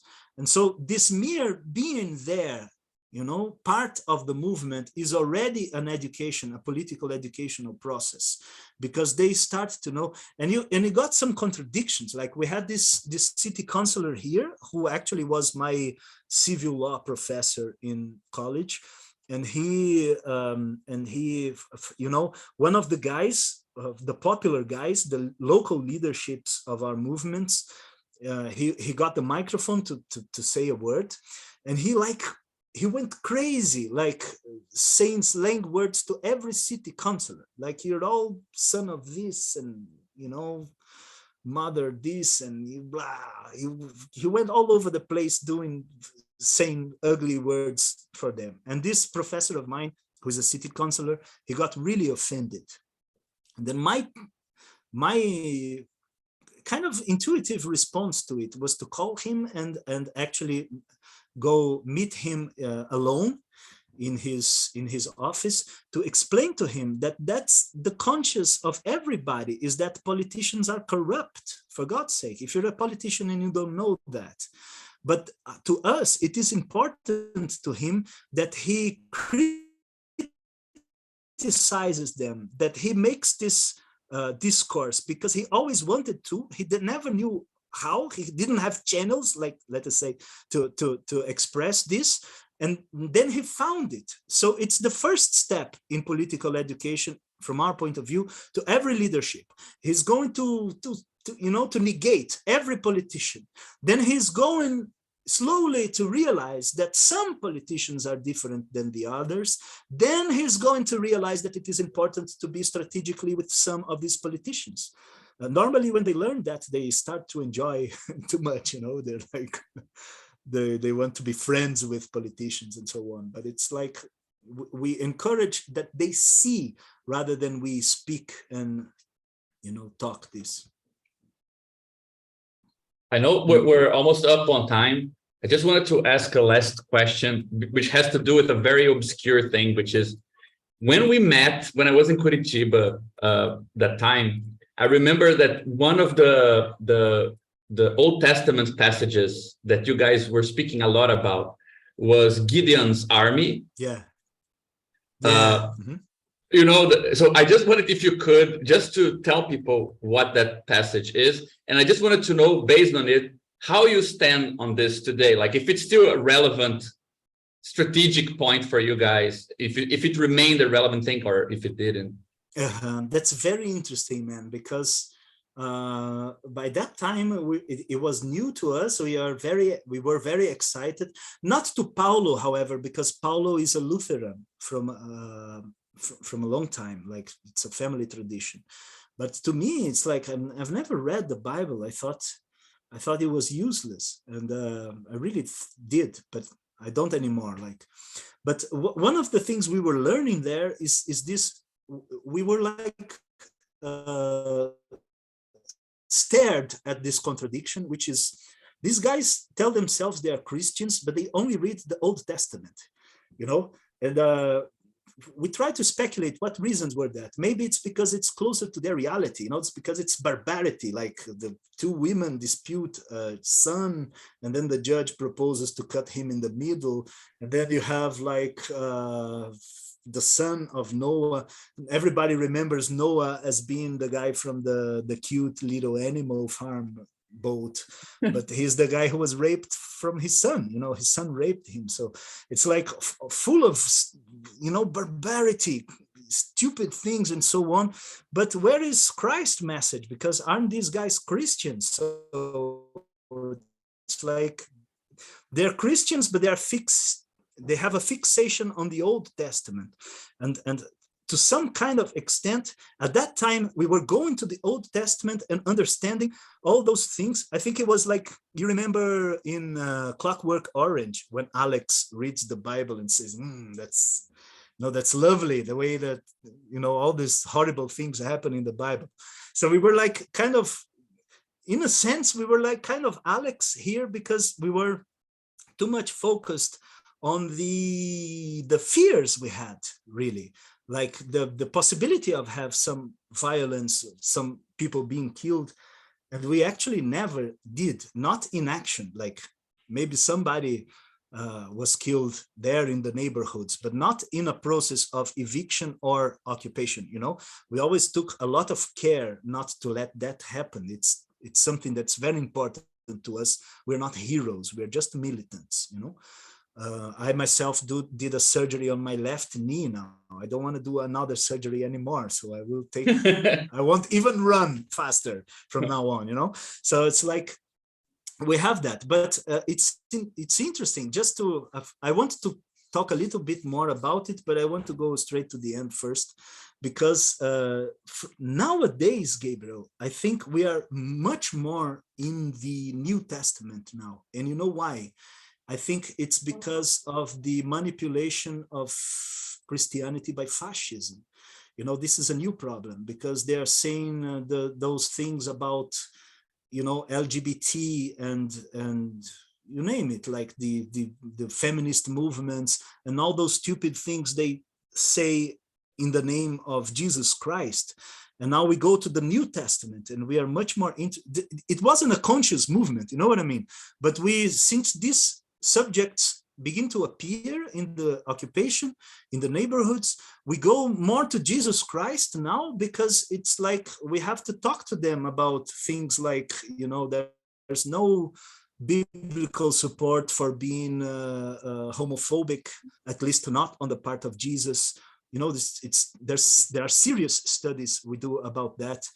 Maybe Paul has said something about it, but Paul was also criticizing sexual behavior of the elite, not sexual behavior in general. We have this debate, and it's more, it has a ground to grow now. You know, it didn't have at that time. At that time, all we were worried is the police coming? How should we be faithful to the movement? We should organize ourselves. Things won't fall from heaven, and so on. And so this is why all those ancient Old Testament stories applied. Like Moses leading up the slave revolt in Egypt, you know, this maybe it's the biggest popular signifier in the three monotheist religions. So, but there was this story of Gideon, because we were, this is a story that always shows up, because since it's very hard to you know, we have a conception, it's from the times that we met, written down and formulated by a friend of ours called Frank, which is that a popular movement has a hierarchy divided in 5 categories. You know, you have the mass, you have the social basis, then you have the militants, then you have the cadres, and then you have the leaders. You know, this makes sense to us because a mass is all the people that you can gather in the occupation.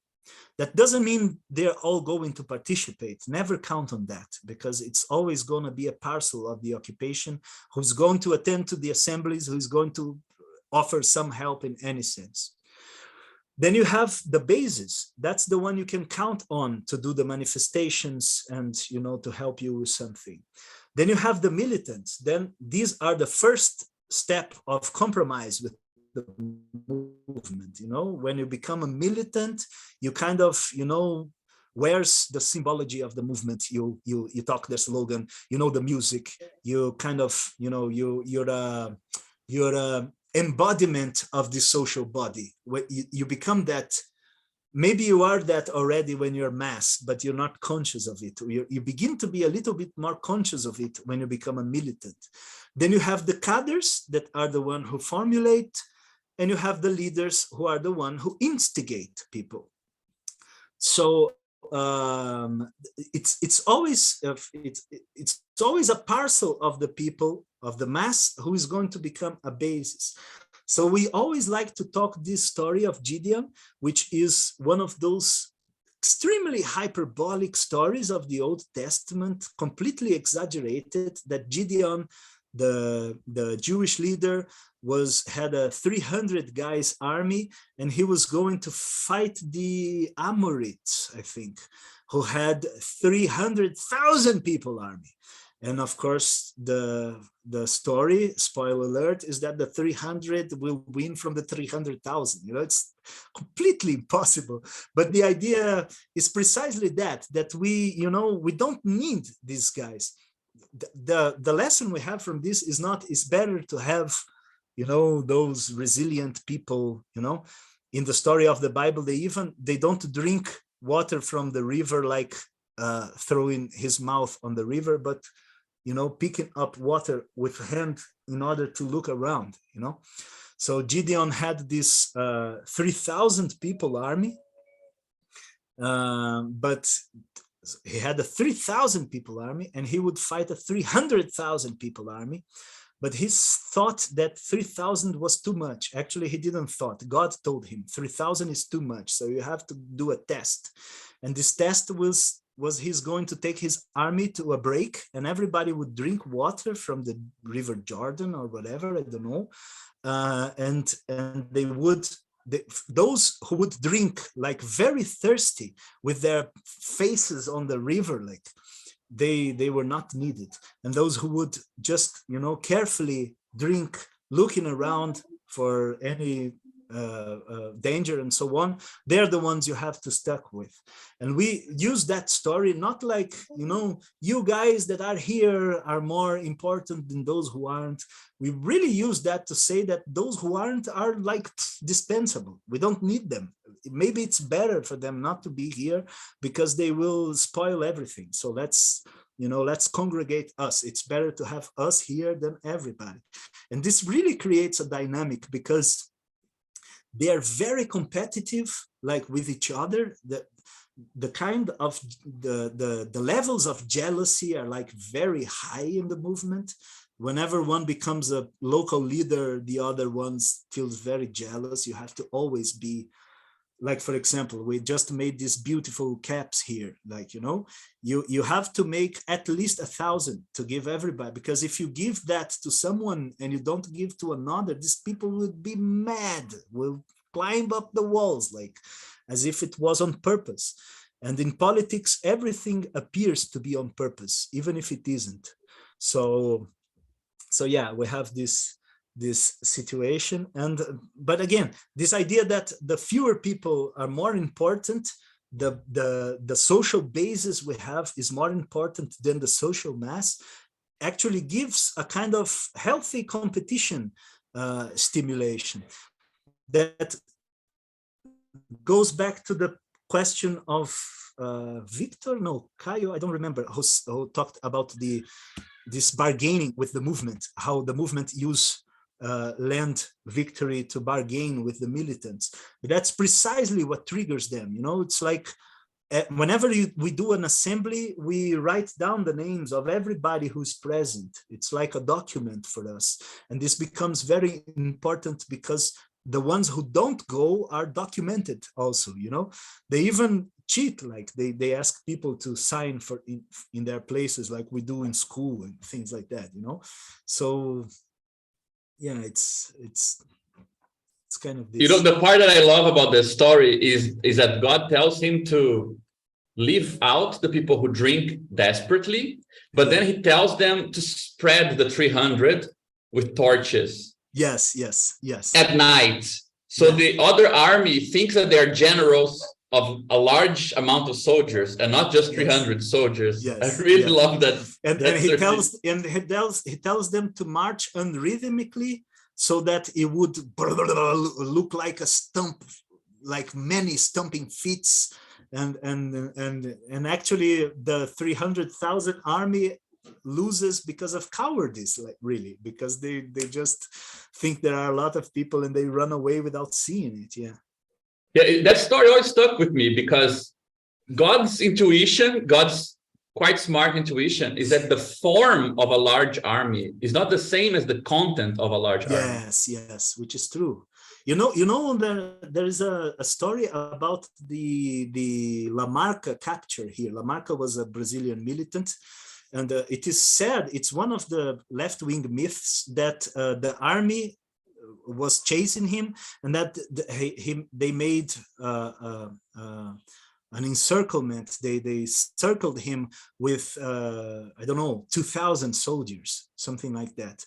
But there is an argument on Gorender's book on the history of dictatorship saying that it would be completely dysfunctional to search him with 2,000 soldiers, that if you had 200 soldiers, the work would be much more efficient. First, because of location, and secondly, because information would not cross, one in front of the other. So I think it's very possible that this 300,000 army, they were like, they didn't have space enough to fight the 300s, That's interesting. Yeah. Amazing. Okay, so it's now, I mean, Fatima is like 3 a.m. where she is now, I think. Wow. Yeah, so I think we probably should end it here, but you should definitely, you're stuck in bed, you have nothing to do with it. You should join us more often, man. Yeah, I will, man. I will. It was such a pleasure. It's a pleasure. No, to me too. It's such a pleasure. Very nice. Great. Oh, So Rafael, yeah. We should continue this conversation like in different contexts. I think there's a lot to be said. So yeah. Yeah, definitely. No, let's talk more and visit our page on Instagram. It's in Portuguese anyway, but I think with translators it's maybe easier because we're trying to get some followers in order to spread the word. Amazing, man. Will do. Yes. Get some rest. Hope you're feeling better. Yes, I am. Yeah, everything is fine. I hoped it would be better, but it's a surgery anyway. Yeah. Okay. Guys, see you all. Bye, Monica. Bye, Fernanda. Bye, Monica. Bye, everybody. See you. See you. See you.